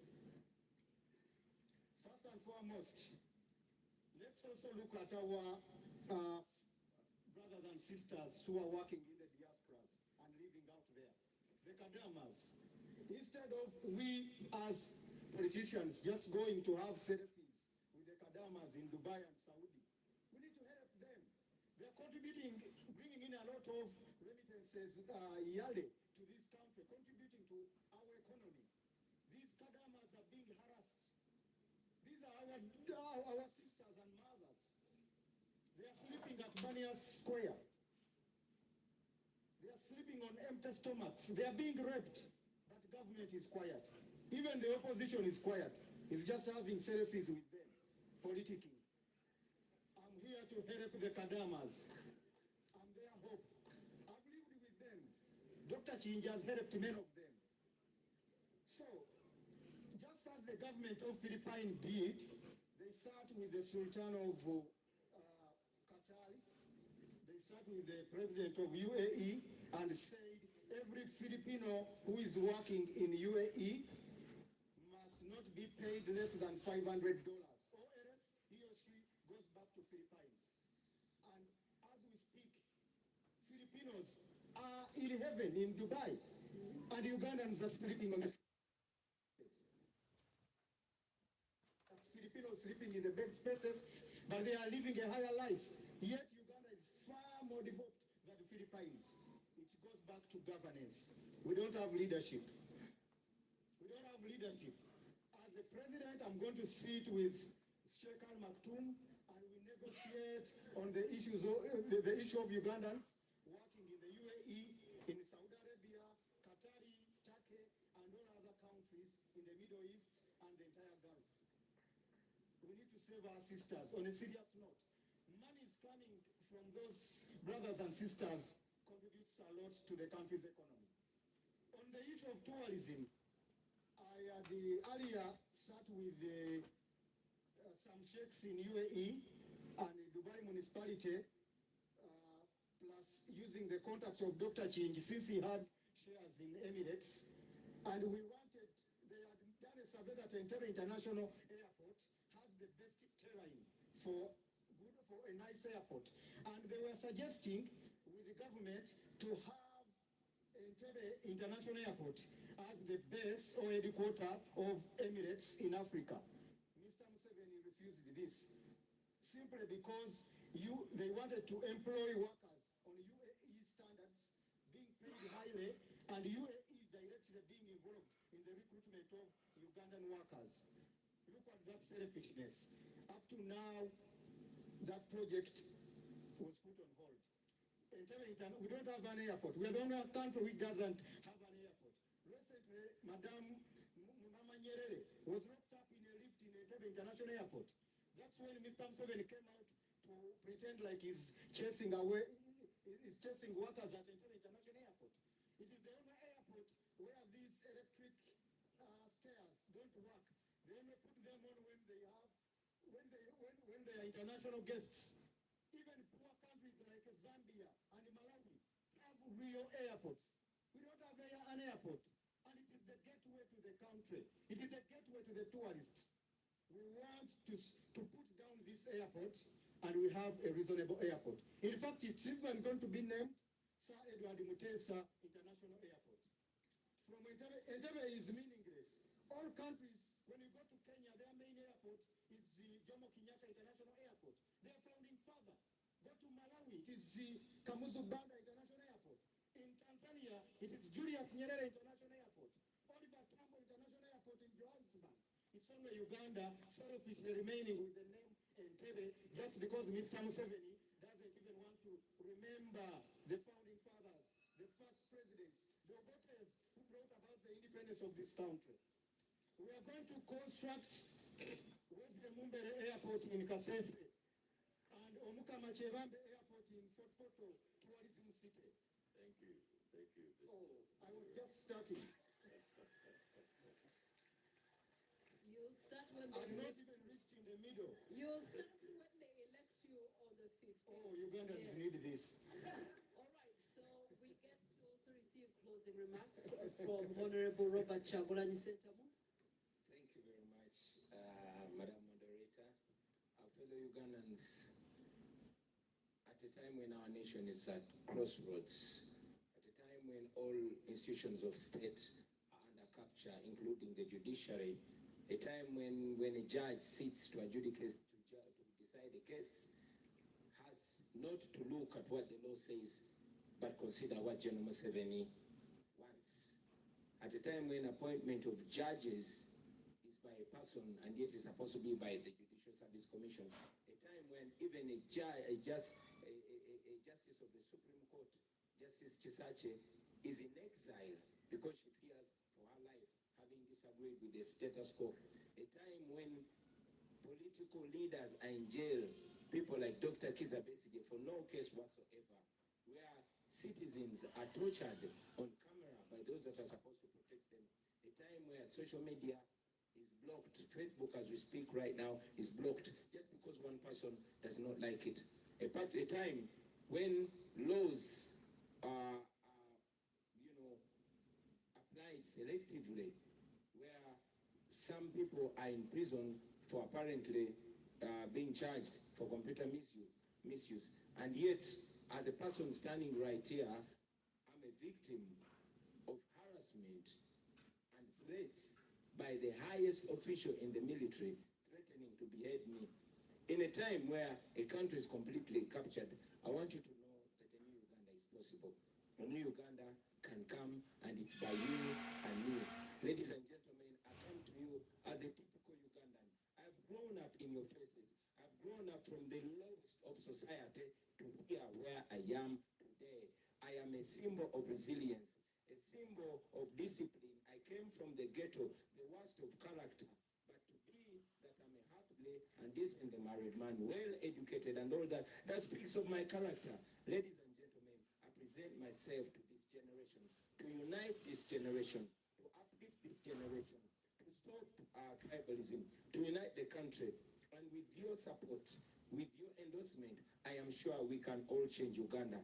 I've said it before and I say it again. I don't present myself as the most capable, or the most educated, or the oldest, or the most experienced, but the most committed to lead this generation out of slavery. When you vote for me, when you vote for the National Unity Platform, you'll be voting to end 40 years of dictatorship. You will be voting for servant leadership. I present myself not as a boss, but as a servant. And most importantly, we as a nation will be able to march forward together. Therefore, ladies and gentlemen, please remember that we have an opportunity to redefine our history, an opportunity to start over again. This opportunity is coming on the 15th of January to end the hate, to end the historical injustices, to end tribalism, and to rebuild our country. I am sure Ugandans, especially the young ones, love each other. They want to live together, but they are stuck in the past. It is our opportunity to unchain and unhinge and move forward. Therefore, I call upon all of you to vote for me. Yes, I have the highest respect for all these contenders right here, but I'm the best choice. The people of Uganda have shown it to you. It is only a pretender that will not agree that the person elected to be president of Uganda in 2021 was Chagulanyi Sentamu Robert.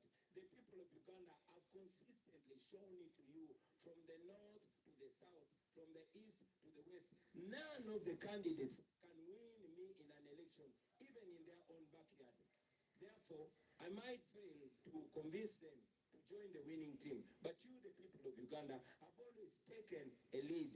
You have led us. Please lead us. Let us liberate our country. And forever, we shall end this slavery. I thank you for God and my country. All right. Let's have order in the room. We do have other candidates that are worthy of their time. And now turning to candidate Nandela Mafabi Nathan for your closing remarks. Thank you so much. I come in this election, as I stated from the beginning, to fix the economy, and we have money in our pockets.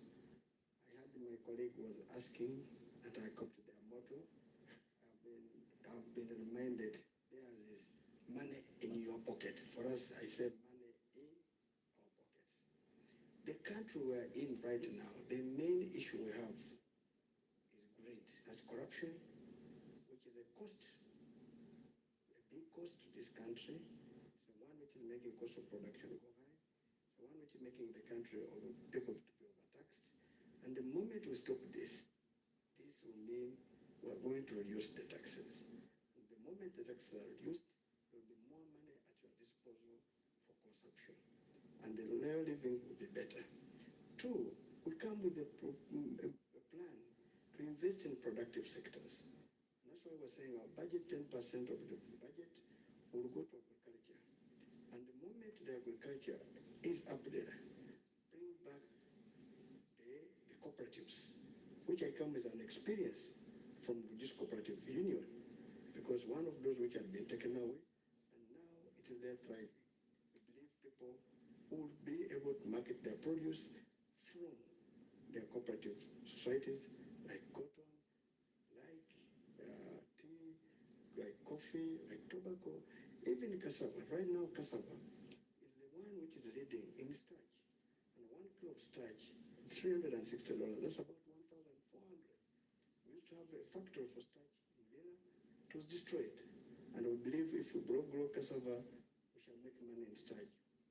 So, in this process, we're going to create jobs. And the moment we create jobs, people will have money because then they will have capacity to buy goods and services.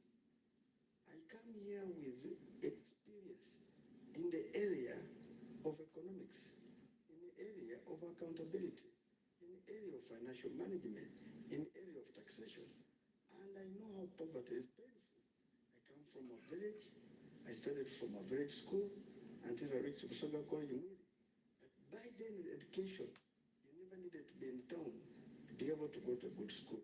You needed to be in a village and you will go to a good school. And that's why we're saying we must revamp our education system so that we go back to the basics, so that Ugandans can access good education and be able to lead a better life and develop themselves. In this election, I know we have many candidates, but the problem now is not anything. It's about people suffering because of poverty. The moment we resolve poverty, insecurity will go down. The moment we resolve employment, people will be better lives. I am here. I understand what you go through. Every village, there's a money lender. A money lender who is charging our mothers and fathers very expensive with the knowledge of government. This is very dangerous. How do you charge somebody 50% per month on a loan of limited, just a small loan? This is going to end because people are suffering daily. And that's why we come with a very big investment in the financial sector. We return back the cooperative bank, which is in the law. And this is the one which is going to help the cooperators. We bring the agriculture bank, which is also going to help the farmers. And whatever you grow, if it cannot be sold there and then, it will be put in silos. Government is going to put drivers which are going to stimulate this growth. And the government should lead in this process. We are going to ensure the economy belongs to Ugandans. Our economy currently is for foreigners. The telecom sector belongs to foreigners. The construction sector belongs to foreigners. We believe Ugandans should be the one to lead. I will give an example. To construct a road, all 95% of the materials are from Uganda. The stones, the cement, the sand, the water, and the laborers. Why would a road in Uganda, 1 kilometer, cost money which can make 20 kilometers? It's because of corruption. Corruption must be dealt fully without fear or favor, and we shall lead by examples to ensure that justice is done without fear or favor. The judiciary should be a judiciary which should be there to do work, not to do political judgments, not to really sit on cases, and if you cannot work, in my time, you will not be in that judiciary. Because justice delayed is justice denied, and this cannot be acceptable. I look forward, if you let me vote, I am the best candidate of all the 8 candidates, because our problem now is poverty, which needs to be resolved. Thank you for that. And our final candidate, Mr. Mabidizi. Thank you so much. I'll speak few words so that Uganda don't miss out of this. The problem we have in Uganda cannot be solved by just electing in a new leader. We need to change the system of governance. And the only system that can give us a true solution is federalism. You can recall the last time people or Ugandans shed out tears, it was when the government of late Sir Edward Mutesa II was overthrown by gunmen whose deputy was Nadiope. That is the government which was running on federal system. So without addressing that issue, even if if you elect who in the same system, that person will be a dictator. So what we need to do is to look into the governance system.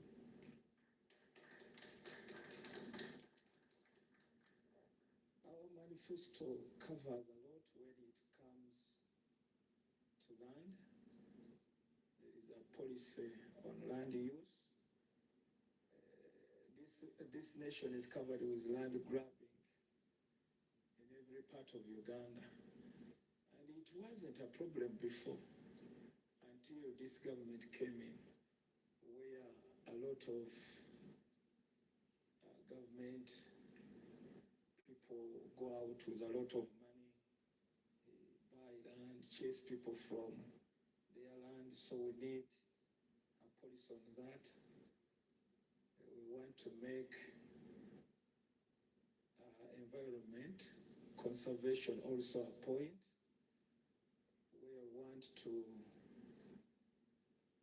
make Uganda a forest again by planting fruit trees along all the roads, the feeder roads, the Tamaka roads. It will help us when it comes to information, but also employing so many people. How? I talked about getting simple machines to use, that is agriculture modernization, which is very important in our nation. But let me give you an example. Kenya, they have got mangoes, but their juice is not sweet as the mangoes of Uganda we have here. So they come here, they buy mangoes, they take to their nation. Go to supermarkets and ask for juice that comes from Kenya. It costs 15,000, 20,000, 10,000. Our juice here just costs 3,000, 2,000. So we need that value addition, the things that we do here, and that will help, will open for us a large market that is international. We have been talking about East African Federation, then Africa, Pan-Africanist, what. Before you do it in your country, you cannot trade it in anywhere else. We need to work. We need to make sure that in our country we have federal, so that we opt for East African Federation. And that is the problem that we are facing. Now all the countries, the neighboring countries, they are scared of us because of our way of governance. They don't know what will happen. And you've heard some of the neighbors saying, we had a settled nation, but now what has come, the instability, it is because of Uganda. So we want to deal with that. There is another important thing that people are not considering. We have been voting, and we supported Honorable Kyagulanyi, as said last time, and his win was taken away. So we need to do something this time around. As we go on, people have not considered some things like the biometric machines. We have written Thank you so to the much, justice. candidate Maybe all of you have already voted in those machines. Where are servers for those machines? All right. Dear candidates, thank you so much. A round of applause for them. Uganda and the world, you have watched. The debate ends here. However, the choice also begins here. On the 15th of January 2026, you will be presented with a paper. That paper will have 8 candidates. You will have to make a choice, not a choice to give them a future, but a choice to give yourself a future that you want. That power lies in your vote come 2026. So as the debate ends here, The future is now in your hands. I am Priscilla Regina Namuga.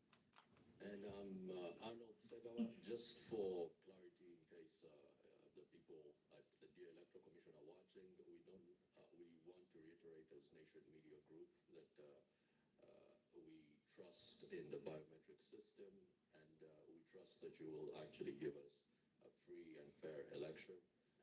That is our stance. At this point, allow us to also mention, thank all the candidates who are here today. We will try our best to get another debate where the other candidates are there too. Some did mention that they were not given the invitation in time. We'll try to make this maybe 3 weeks in advance, preferably maybe the first few days of January. And I think we'll count on you showing up again. But we will get the ball rolling for all intents and purposes to get them the next debate. Again, I'm Arnold Segawa. Thank you again to our dear people in the crowd, should I say the audience, and allow me now to hand over to Priva and Anwar. Thank you so much, our dear moderators, for moderating today's presidential debates, and also special thanks goes to our presidential candidates who managed to show up. It shows that you actually love Ugandans and you do care about what they think. All right. Also, I want to send a special thanks to our management, the Nation Media Group, and a special thanks goes to our managing director, Susan Sivira. Thank you for allowing this to happen. I also want to thank our head of broadcast, Flavia Tusime. Thank you for making this happen as well. This wouldn't have been possible without the help of those two ladies. Also, the entire production team, thank you for doing your work, being in your place and making sure today's presidential debate was actually a success. tweyanza nnyo tweyanzege bannaffe mwenna ababadde ku dibeeti eno mwebale nnyo mwebalire ddala abadde batugoberera obutereevu ku NTV ne ku Spark TV mwebale nnyo mwebale ddala tusiimye nammwe abaataddemu obudde bwammwe ne mujja mwebale nnyo mwebalire ddala muzikirize tubeeko amannya ge tukoonako njagala okwebaza akulira oludda oluvuganya gavumenti mu Parliament Joel Ssenyonyi ate nga obi wa Nation Media sebo mwebale nnyo okubeerawo era njagala okwebaza Dr. Lina Zedriga, NUP Party President, Vice owa Northern Uganda, Juliet Tukamshaba, era NUP Party President, Vice owa Western, saako ne Muhammad Mwanga Kivumbi owa Buganda, David Lewis Luwongoya, Secretary General wa NUP, Mukulu John Kikonyogo, omwogezi w'ekibiina ki FDC, ne Honorable Chambate Wilberforce, Sako ne Honorable Pat Gloria, Secretary General w'ekibiina ki FDC. Tetusobola kubamalayo obudde bwo bwe buli butuweddeko, but we have like just about 5 names to just hint on. Barbara Itungo, we see you. She's an author and also very passionate about the girl child. Honorable Salam Musumba is in the house as well. I know she belongs to the PFF, but they're currently in a working relationship with the Alliance for National Transformation. So we also see you. John Ken Luchamzi, the man, he's the Conservative Party's president, right there. And also the 3 members of the Constituent Assembly. We have one of them on the stage, Jerome Shamuntu. We also have Totere Bukaba Mwenda, who is now the chairman, Electoral Commission for the Front for Democratic Change. And also we have Jack Sabiti, the national chairman for the Front for Democratic Change. Agnes Osege, right here, she's the head of the presidential campaign and the head of Women's League at the national, a bigger part of the Alliance for National Transformation. Thank you all for coming through tonight. Mwebale nnyo mwebalire ddala nze Annual Katamba mbangaliza ekiseera ekirungi Mukama Katonda abampeera omukisa.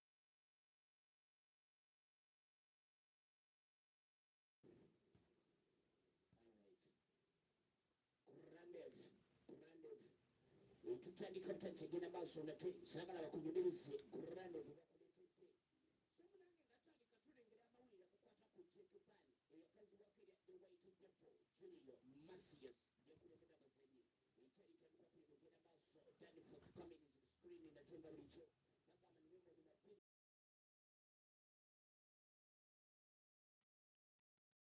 eyakwatibwa mu katundu akamanyikidwa nga el branco entandikwa firimu egenda maaso kitundu kiri mu mexico ne bakulengeza eno lumu abantu bano bonna abattibwa kiki kale nogwali oyo yakwatibwa kati okubaani yasala boda nayingira mexico ngaekimututte kuwolera okufa kwa muganda we nobwe omusayi gwayika kuleme okufa toke ekyatandika egenda maaso tutandika butandisi stephen letanga ye director photographer ate nga sam reyes edita firimu egenda maaso batugan angeles ramirez production designer ruben islas ekite producer ne jani carion amawulire gagamba sebo bamukwata kati waliwo task force y'abamerika bamukwata yali agezaako okuddukira mbaya wetegereze fernando horeta naye nga mu mexico eno ngaekisinga okumanyikwayo kayaga ruben islas yakuyiiza story era nga pedro fernandez najja gikuwandiikira batuga ruben islas edirector okutiko era etandise egenda maaso natenga bulijjo bakiyita border hunters nebagamba border hunters ebera mexican united task force omulimu gwayo gwakutwakinga bamerika bacriminal n'okubazaayo omuntu yenna bw'obozziza omusango mu nsi etaliyo osobola okuvunaanibwa mu nsi yo basobola okuextraditinga ne bakuzza mu nsi yo kati mu kaseera kano kennyini waliwo maiti yali ereeteddwa amazima g'omusajja gava wala naye agalako abayooyo yoyo mwana wange tayira maama omusajja amazima ge gava wala naye ekyokufiirwa omwana kiraba edduka jajja kitabe webaye kujagwa nzize mukwano gwe nyinza obutajja muneego mukwano gwange tayira bwebatuze tayira kitabenyo brother bagambye bunjaga naye bano bakateero balinga kwegamba bisolo ne batuttira abaana baabwe enjaga gye batunda yetta abaana omwana yanywedde ekika ky'enjaga gye bayita fentino eyo ndya nnyo katale ekuba ebandula kati yamubandudde kicwa obulamu tewali kati yagamba abantu baana basaana kukolebwako kati yamugaa tetuwangula ntalo na slogan bwogamba ogenda mu ntalo ne bakate oziba lutalo lwaki wamundu yamugaa kyonna kyonna ekibigenda maaso sifuddeeyo obateddemu ekyoba kiri etukyaba tukole ku bantu bano kwe kigenda kwetaagisa unconvention approach kwendikyo ndi mulungi mukyo